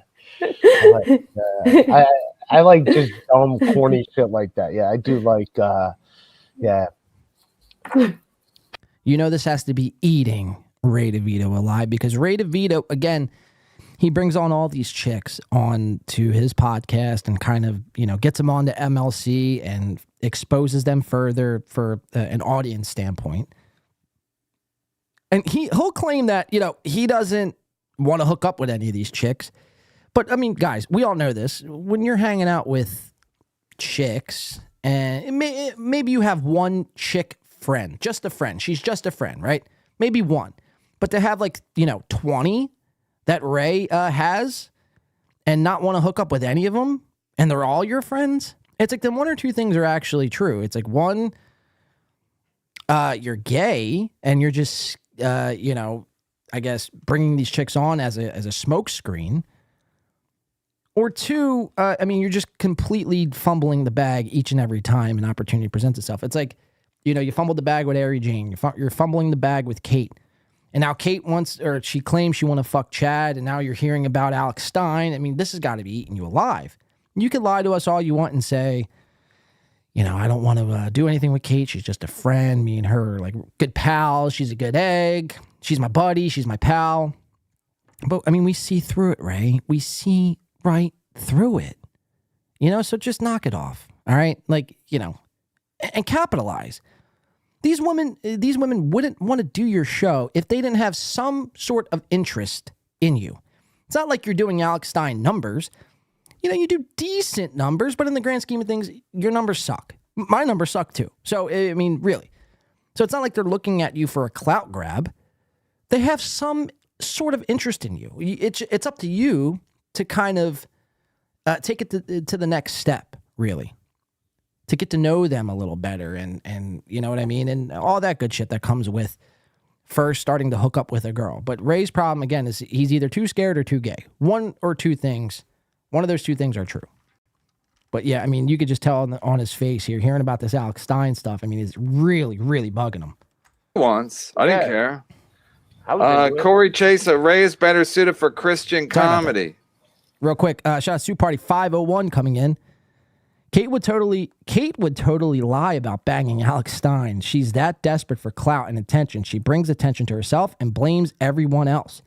I mean, so Soup, you're not wrong with that premise, but we've heard Alex Stein already come out, and him and Chad are like not talking anymore because of this whole thing. So, I mean, if it wasn't true, he wouldn't give a fuck and kind of laugh it off.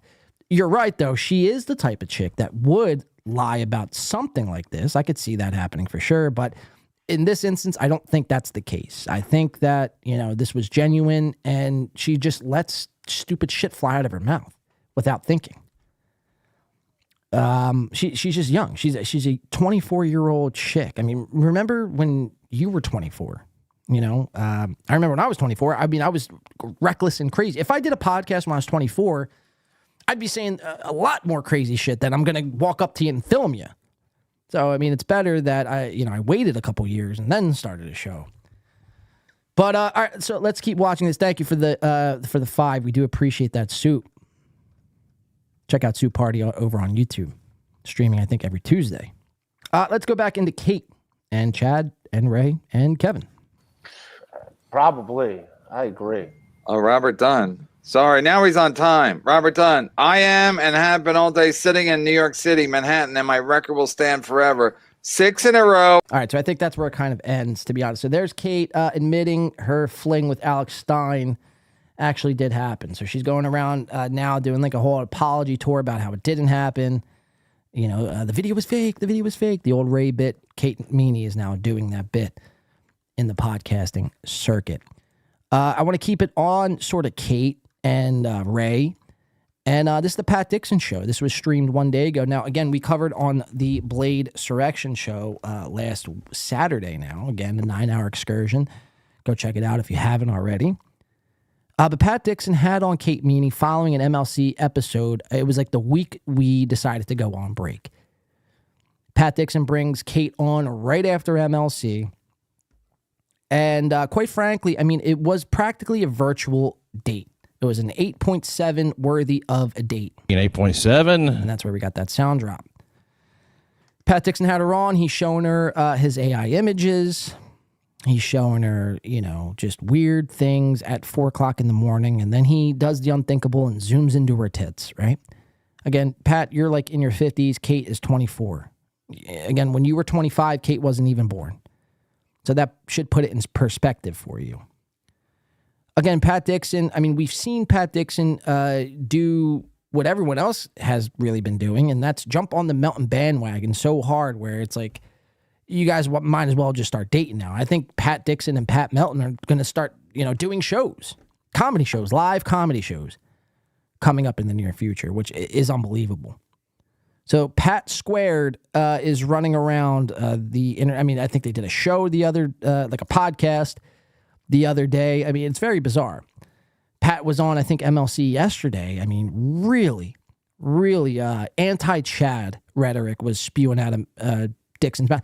Dixon could hate, you know, Chad all he wants. That's not the issue. The issue is he's hating Chad to cuck up and to simp for one, Patrick Melton. And by the way, I think we're just going to, instead of calling Melton Patrick Melton or Patrick C. Melton or Melton, and I've seen this in the chat, so I don't even want to take credit for this, but I don't know who started this, but I think the proper nickname for Patrick Melton would just be simply Ton.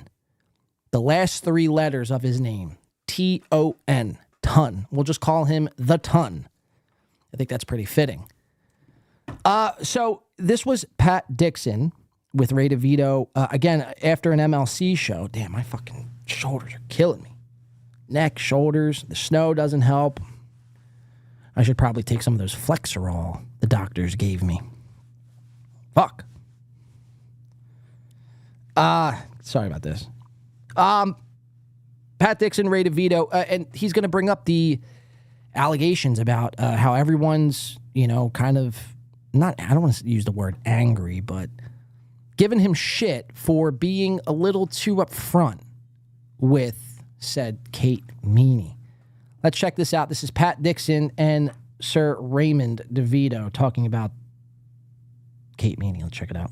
Oh, that's great. Everybody else, go subscribe. Tamara. But that's also weird. Like the fact that like this, he goes out of his way to not listen to any of this. But you'd exhausted all conversations about sweating and yeah, I did. You and the ladies, man. I mean, lately, I guess it's all coming up Ray. You know, that's great. A date tomorrow. But that's also weird. Like the fact that like just like you're a comic. Just the fact that you have like a woman colleague in any capacity is like, oh, you're trying to get with her? Wait, time out. Before they get into this, I got to go to this super chat. It's quite fucking funny. And again, sorry about it. My TV keeps flickering to black and it keeps going back to the screen. I'll have this off sorted out. Again, this TV, it's a brand new TV. We had a 50. We've upgraded to a 65. I think it makes for a better visual experience if you're watching from home, if you're watching on a, a phone. But it keeps flickering. I got to figure that out. I'll have it sorted out by the next show, I do promise. But I got to get to the super chat real quick. Keanu Thompson, Stan page, coming in for $5. Man, money's just fake, man. Right? Says Ace Bandage Fun. Yeah, I mean, it looks like we're going to need a new Ace bandage. This one's fucking coming off and shit. This is crazy, man. This is crazy. These last 24 hours have been fucking insane, to be quite honest with you. I know I've said that over and over again, but I mean, really. I'm still kind of like, it's like, pinch me. Is this really, did that really happen last night, or is this a fucking dream? Thank you, Keanu Thompson Stan. Go check out Keanu Thompson's Stan page. It sounds like a great fucking channel. All right, let's check this out. Andrew Zodiac says, Ray has more women that won't have sex with him than it's unbelievable. It really is unbelievable. He brings on all these chicks, decent looking chicks. None of them will do the nasty with them. Justice for Blade, Chris says. Beck says, oh shit. Cat Williams, Chris Mack says, Cat Williams, Shay, up to 49 million. I mean, that's unreal, man. How many, so real quick, before we get into this, how many people, have seen the one of the most controversial fucking podcasts, this year, and probably of all time? Cat Williams and Shannon Sharp, a.k.a. Shay, 49 million views. Cat Williams was being Cat Williams, kind of just letting it all air out. I think he was talking about Dave Chappelle at one point, Stephen A. Smith being an industry plant. It was very fascinating stuff, but it was like, 50 million views? I get it, Shannon and Cat are big, but 50 million views, huh? Like the Joe Rogan episode he did with Alex Jones, I think the first one did like 30 million views. And Alex was spitting some fucking, he was spitting some fucking facts. I'm kind of retarded. He was letting Joe know about and this was before Joe was like on board with like the deep state and the fucking, the people who ran the world and shit. But 50 million, that's unbelievable, man. 50 million fucking views. Win by two seems like quite, win by two seems like quite too pussy. Well, let's work on that, and then let's try chatting that back. Thank you for that, G-Rob. Keanu Thompson says, please, can Bisconti wear it as a headband when you're all... Yes, Keanu, we said that. I'll send this to Bisconti. I will send this to Bisconti. Jay says, Shuli is Jewish, and that's not cool. If I could be a Jew right now, I would be a Jew. All right, let's get back into Ray. I just want to highlight this Pat Dixon being defensive and answering for us and many other people calling him out for being too upfront and weird when it comes to the likes of 24-year-old Kate Meany. Check it out. It's like, what? Yeah, people do that to me if I have Kate Meany on. Be like, oh, look at him. He's all trying to hook up with her, trying to fuck her. And it's like, it's far from the truth, man. What are you talking about? I'm in Chattanooga. It's like, Pat, that's something, it sounds like something somebody who is trying to fuck Kate Meany would say. Like, what are you going to say? Oh, yeah, I'm actually trying to fuck Kate Meany. It's like, what else would you say in this situation? So this only makes me believe it more, Pat. Just admit it, Pat. Go on your show, your 8.7 style show. 8.7. And just admit the simple fact you would love nothing more than Kate's wide fucking spaced cleave all in your dome, riding you like a fucking cowgirl or whatever kind of position. You're wearing a Cowboys hat, so maybe you're into the whole reverse cowgirl and sex talk. Am I right? But just to act like, oh, Kate Meany, I want to have sex. People are accusing me of having sex with her. I want to have sex with her. It's like, Pat, you're only digging yourself into this hole even more. Just admit it. Just admit it. You want to fuck Kate. 8.7 Kate. 8.7. Keep watching. Good. I can't fuck her. Real quick. $10 coming in from Shane M. Compare Melton's. We have fun special against any other stand-up in this world. Melton is just better even if you hate him. Compared to who, Shane M? Not sure I'm quite understanding what you're trying to convey to me here. Compare Melton's. We have fun special. Oh, okay. Compare Melton's. We have fun special against any other stand-up in this world. Okay, I got you. Melton is just better even if you hate him. Yeah, but that's not saying much. Seriously, who is the next best comic in this world? Kevin Brennan? Stuttering John. I don't even know if Stuttering John really constitutes and qualifies as a comic. The only other comic that could give Melton a run for his money is probably Brennan. So, and I think Brennan smokes Melton in comedy. Melton's, look, you might like Melton, and that's fine. You know? I don't like Melton for many other reasons besides his stand. I don't have any issues with his stand-up. Actually, all my issues are not because of his stand-up. We'll get to some of those issues coming up here in just a second. But, I've seen some of his stand-up, and he's not bad. He's got delivery. I mean, he knows how to, work a stage, but he's also doesn't have that it factor. I mean, there's a reason why he didn't make it in the business. If he, again, I know you're comparing it to this universe.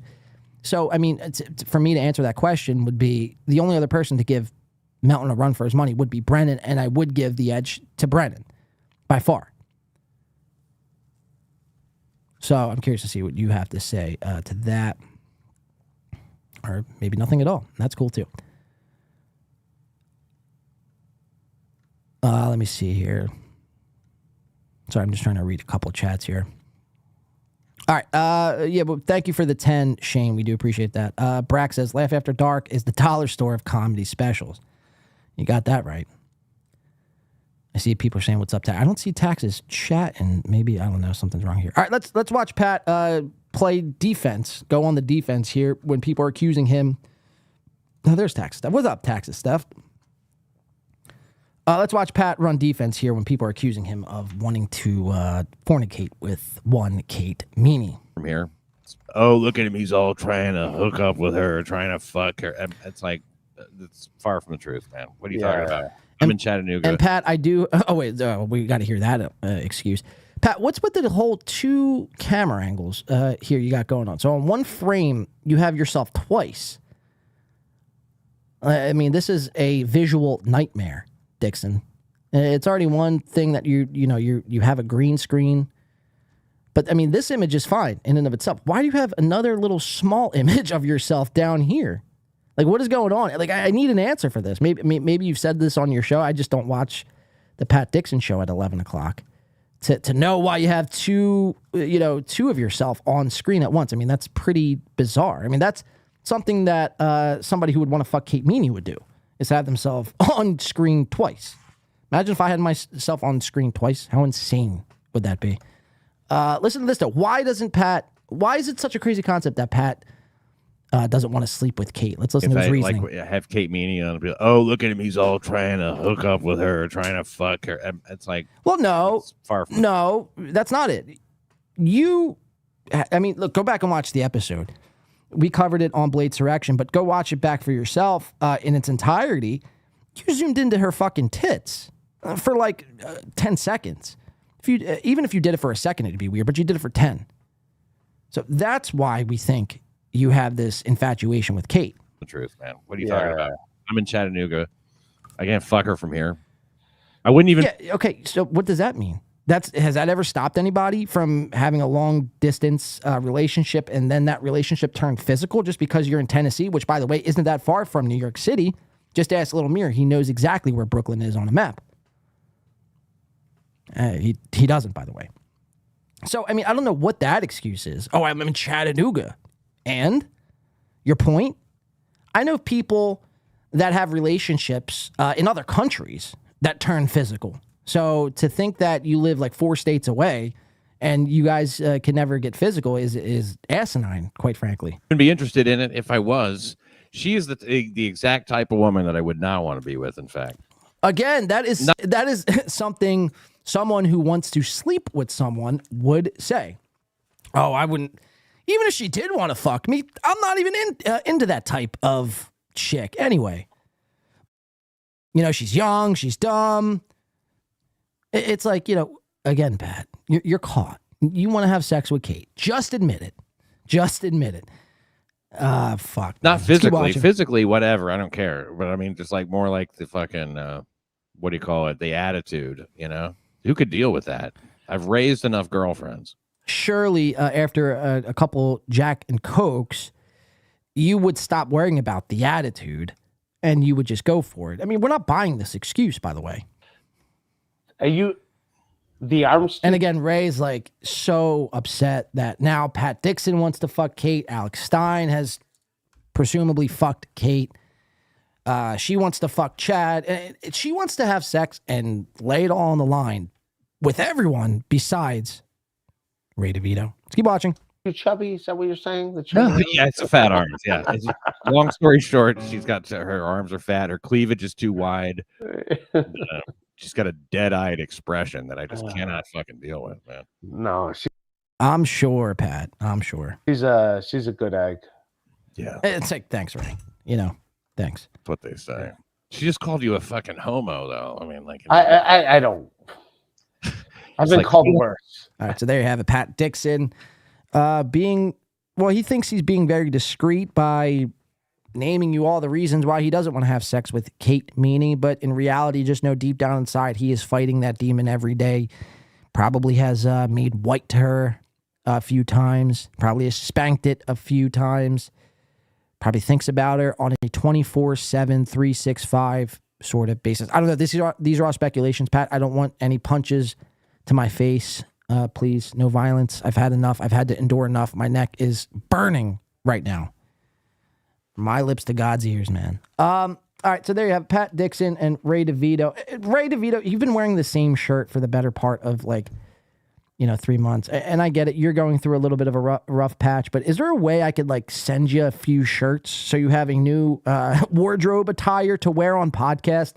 Or are you just going to wear this salmon colored Sean John style fucking, long sleeve shirt on every single fucking podcast?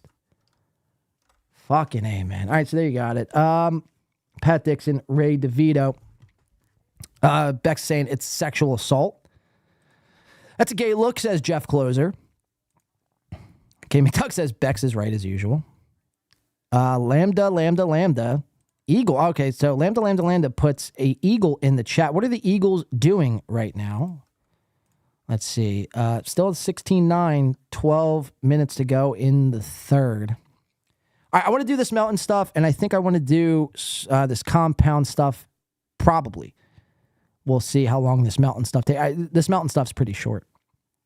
I want to do this Melton stuff because if you guys remember, this Melton stuff it kind of goes with this whole filming comics sets.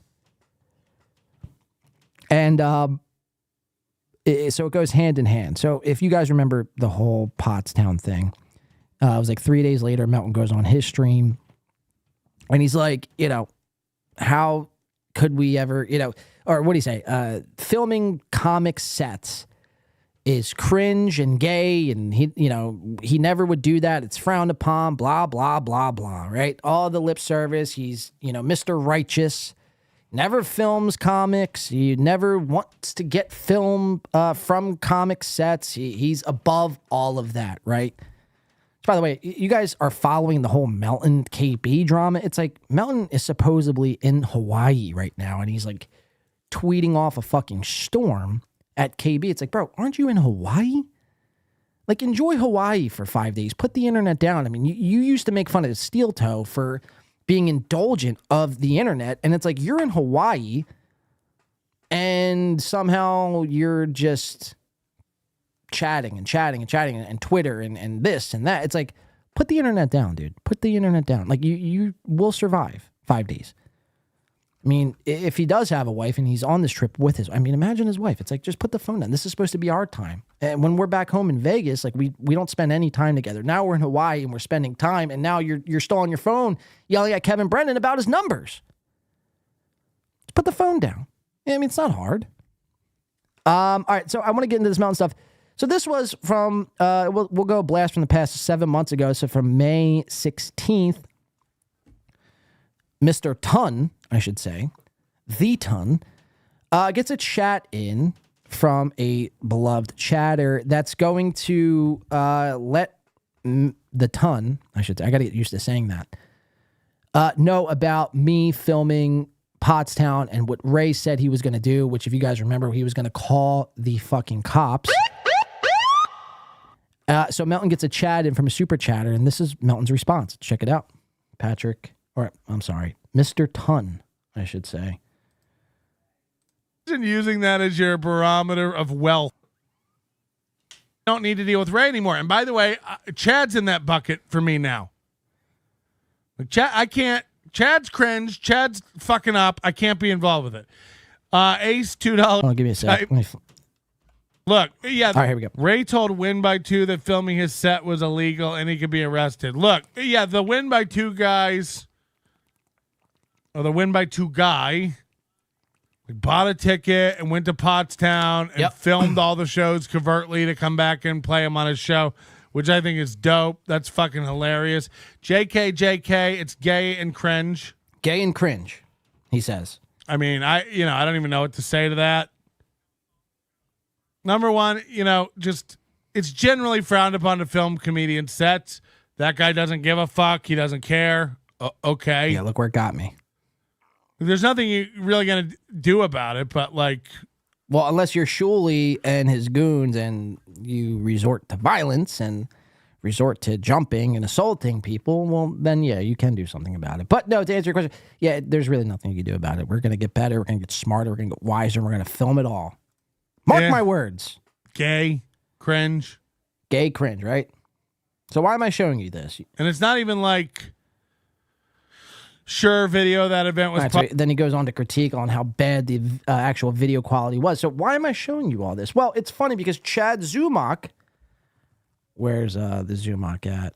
That's a fucking fact. That's a fucking fact. Chad Zumach is apparently with Gino Bisconti throwing an event in, again, my neck of the woods in Atlantic City, which I really have no intentions on going. Maybe to the comedy event, but I don't really care at the end of the day. Like, I don't hate Chad and Gino on a level where I feel like I need to go drive to Atlantic City and go film.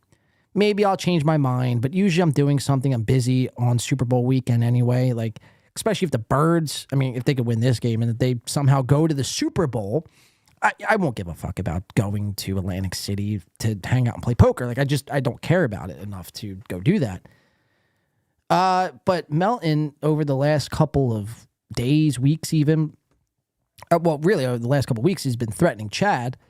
He'll post on Twitter, hey, 37 days till AC. See you then, piggy. 29 days to AC. See you then. But he's also going a step further and also claiming that he's going to do this to Chad when he sees him in Atlantic City. Let's check it out. That's Chad. So don't mind. It's probably going to refresh. Yeah, here we go. And really doesn't have a dog in the fight, but they just because I saw who was MGD was saying I root for Chad because everybody hates Chad. I get that. I get it. And as a person who watches Chad, this is the best Chad. It goes right hand in hand with what I said. My favorite thing is when idiots try. It's again, this show, not for whatever it's worth. Now Gino's going, great. For whatever it's worth, this show will be a nightmare. And it will be recorded, and we will have a recording. Oh, so now it's okay to have a recording. Mr. Ton, as you yawn on your podcast. It's take a 5-hour energy, bro. But again, fast. It's funny. It's so funny. 2020 is fucking hindsight, or whatever the saying is. I don't even know at this point. But it's so funny. We just watched you from 7 months ago. How gay and cringe. Win by 2 filming. It's so stupid. He's so cringe. It's frowned upon. I would never do such a thing. But now you're paying your goons. And by the way, this isn't the first time. You were egging on people to go film Steel Toe anniversary show, which, by the way, was a bit that I tried to get off the ground, which didn't work, but whatever. That's irrelevant. I thought it was gay and cringe to film comics, Mr. Ton. What changed? Oh, it's Chad, and we have to see it. It's Chad, for whatever it's worth, still a comic. It might not be the greatest comic, might not even be funny, but he still does comedy on a stage. So to you, that's a comic, So I don't understand the difference here. Gino's going, great. For whatever it's worth, this show will be a nightmare. And it will be recorded, and we will have a recording. Jesus. Jesus. Those lungs sound fantastic. Keep on smoking, buddy. Excuse me. I think I have cancer. Good one. I've the recording is been secured on a level that, again, Chad's not even aware of the level I'm playing at. So the point is... So, I mean, there's only a couple of things you could do. I mean, you could bring in spy glasses, which we have, spy buttons, spy pens. You're not going to the owner and be like, yo, let me get all your footage from that night. So, I mean, you're not James Bond, bro. Settle the fuck down. You know what I mean? And you think you're like fooling everybody.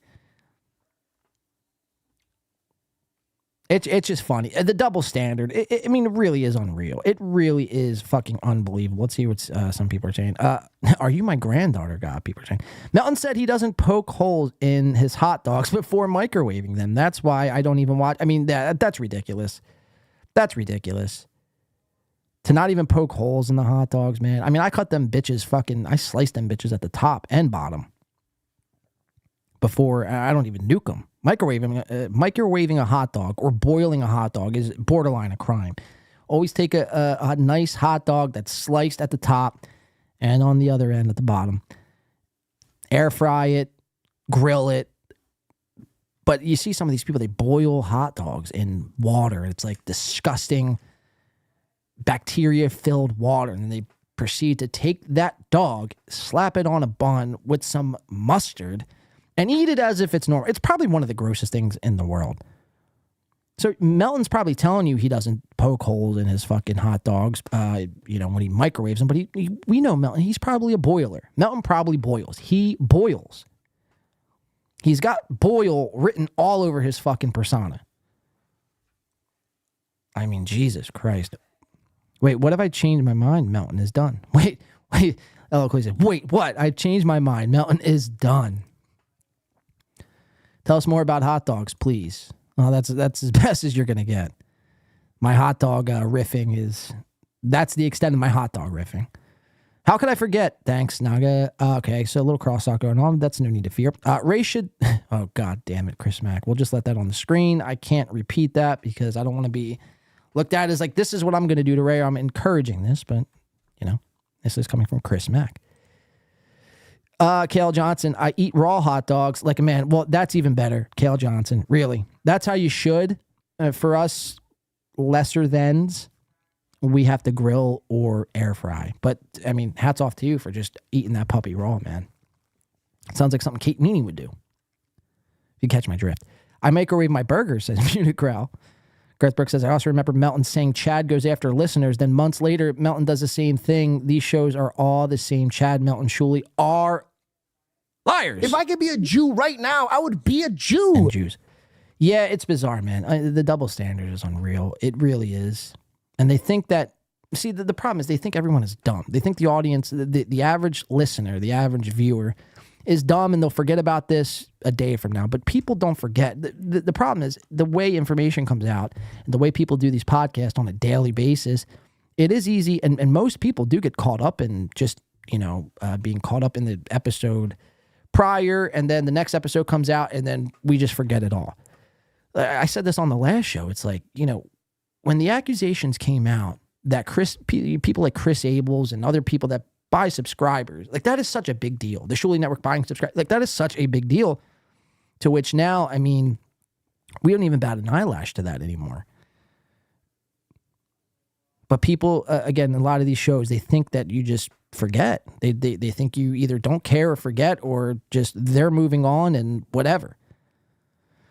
And that's not going to stand in 2024. I'm here to tell you now. I'll have to, if I don't have anything to do with it, I'll put my fucking foot down and make sure none of this shit fucking transpires in 2024. That is my sole purpose. That is my sole mission, alongside with filming everything Shuley does live, of course.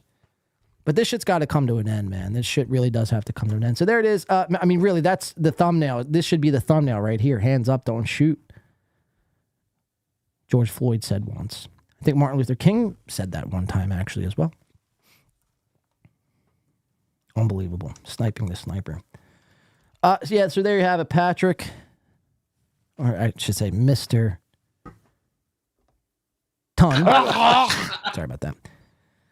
The only thing I don't like about the new setup is my mic stand is in front of my fucking Stream Deck, so I can't get to my buttons fast enough. But whatever. That's all tedious bullshit. Meanie Boofs the dog, says LL Cooley. Hit the like button, you coward, says Brack. Balls deep. Giving Beck some dabs. Meter Growl says Alex likes his Kate Meanies raw. Shawnetta, dude, for real, are you in pain? Yeah, I'm in pain.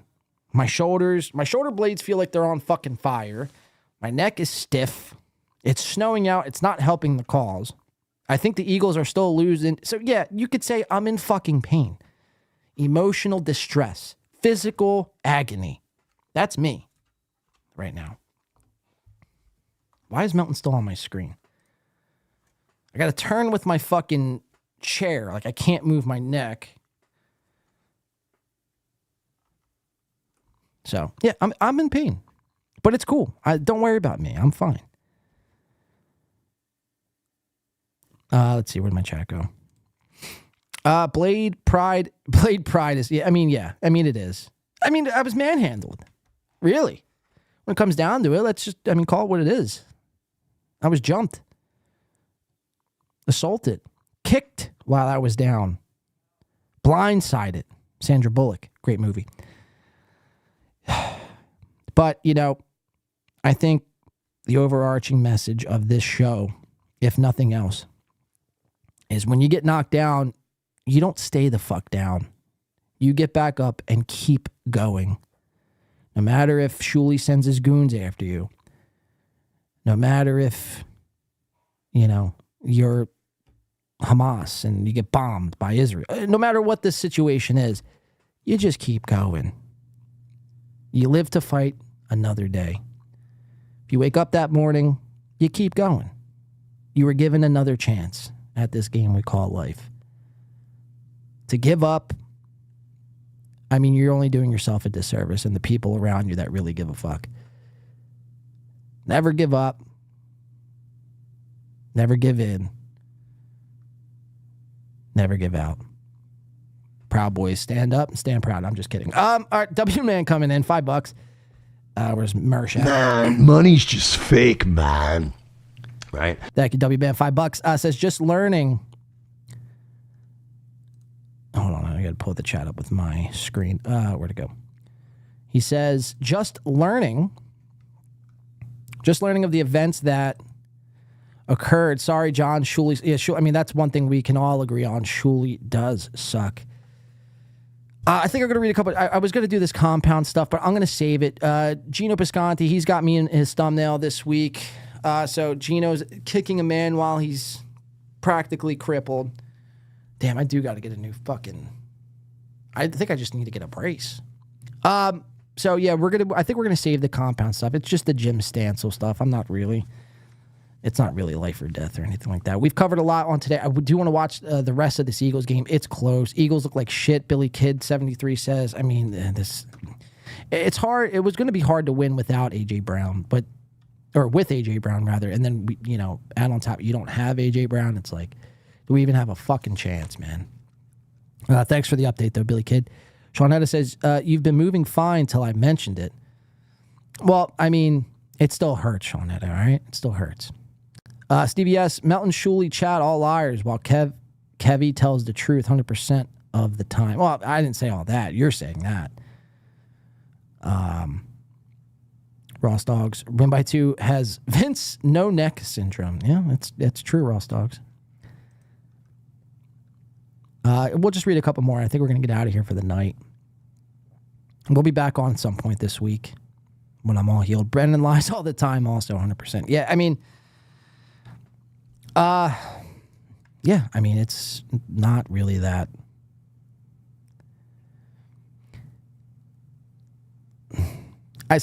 Brendan definitely, I don't know if he lies or if he just fucking is just a boomer with a lot of his shit and doesn't understand things fully. Maybe he lies and that's probably the case, honestly, too. The more I'm thinking about it.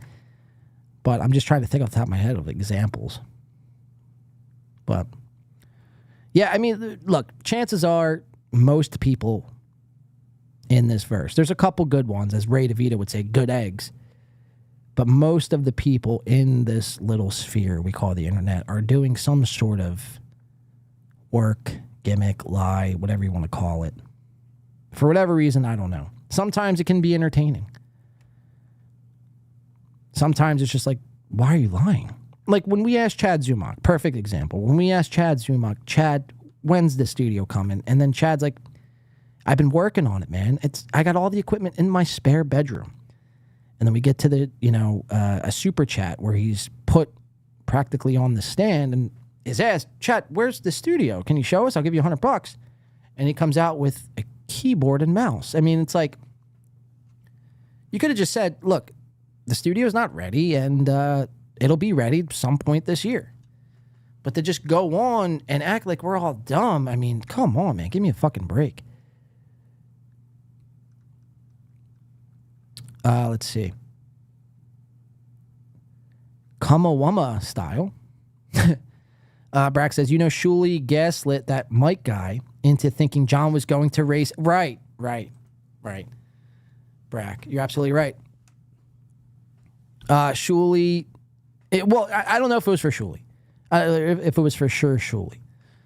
But one of them did. Whether it be Levy, whether it was producer Joe, whether it was one of their... Somebody got to that guy, Mike, got to his head, thought I was coming there to, start a mass fucking shooting spree or something worse. I don't know. But again, it's like, in hindsight, Mike, are you happy with yourself? Are you proud of the type of man you woke up as this morning, where you had to escort me down the steps? And your little goon, that little skinny fucking frail piece of fucking dog shit, was trying to trip me and take me to the ground. It's like a fucking 5-on-1, bro. Are you guys really do you guys look at yourselves in the mirror and like, yo, I'm a fucking man for that shit? We showed him. Or do you feel any remorse? Think about it next time. Think about it and really understand the situation. Because it's not that serious, man. All this shit isn't that fucking serious. And you guys are comics. You should know better. Shame on you. If this is the world of comedy, I don't want no parts of it. It's all fucking gay and cringe at the end of the day. So think about it next time you want to manhandle somebody. What if that somebody was just there trying to get footage because they were aspiring to be a comic one day? And they wanted to, see how the pros do it. And they wanted to take that footage home and practice what they saw that night. Or whatever the case is. Are you going to jump everybody who comes into your establishment? Or is it just me? And in which case, we have a war on our hands. And I won't sleep until I film everything. And I got the cameras to do it. And phone. And spy glasses. And things beyond your wildest imaginations. So get ready. 2024 has just started. And I'm not going anywhere. I'm not backing down. We're coming right for you, motherfuckers. So you better have a plan. If not, well, you're not going to see what we're going to do to you. We're going to run right the fuck through you. And that's just how it's going to be. All right? You forced my hand. I won't be silenced. I won't be assaulted. This will not stand. Let's read like 3 more chats and we're going to get out of here, guys. Thank you so much for tonight's show. We'll be back some point later on in the week. Thank you so much for here. Let's go over real quick everyone who contributed on today's show. Just in case I missed somebody, we'll go over that now. Let's take that over to the big screen here. Go all the way up to the top. We have Pulper today for Gifted, Sam V, Jeff Closer, Soft Weekly, Sweaty Tryhard, Lance, Beloved Chatter, LL Cooley, Keanu Thompson, Pulper again, Leo Gunn, Soup Party, Honk the Clown, Beloved Chatter, Leo Gunn, Pulper, Soft Weekly, Brock Lee, Leo Gunn, Soup Party, Beloved Chatter. Well, I didn't shit the tub. Darth Derp, Naga. Well, I didn't shit the tub. Naga, Soup Party, Keanu Thompson, Stan Page, Shane M. NW, man. Thank you so much, guys, for keeping the lights on around here and enabling us to do a show like we are able to do every time. We appreciate that. Know that your money goes back into the show, and I'm not out buying random fucking, or just random things or, a gold chain or anything like that. Your money goes back into this show, the only show that could say that really in this universe. Let's read like 2 or 3 more chats, and then we're going to get out of here for the night. Thank you again so much to everyone who stopped by tonight, who liked the show, shared the show, who supports the show on a daily and weekly basis. Again, we'll be back some point at the end of the week, if not over the weekend for sure.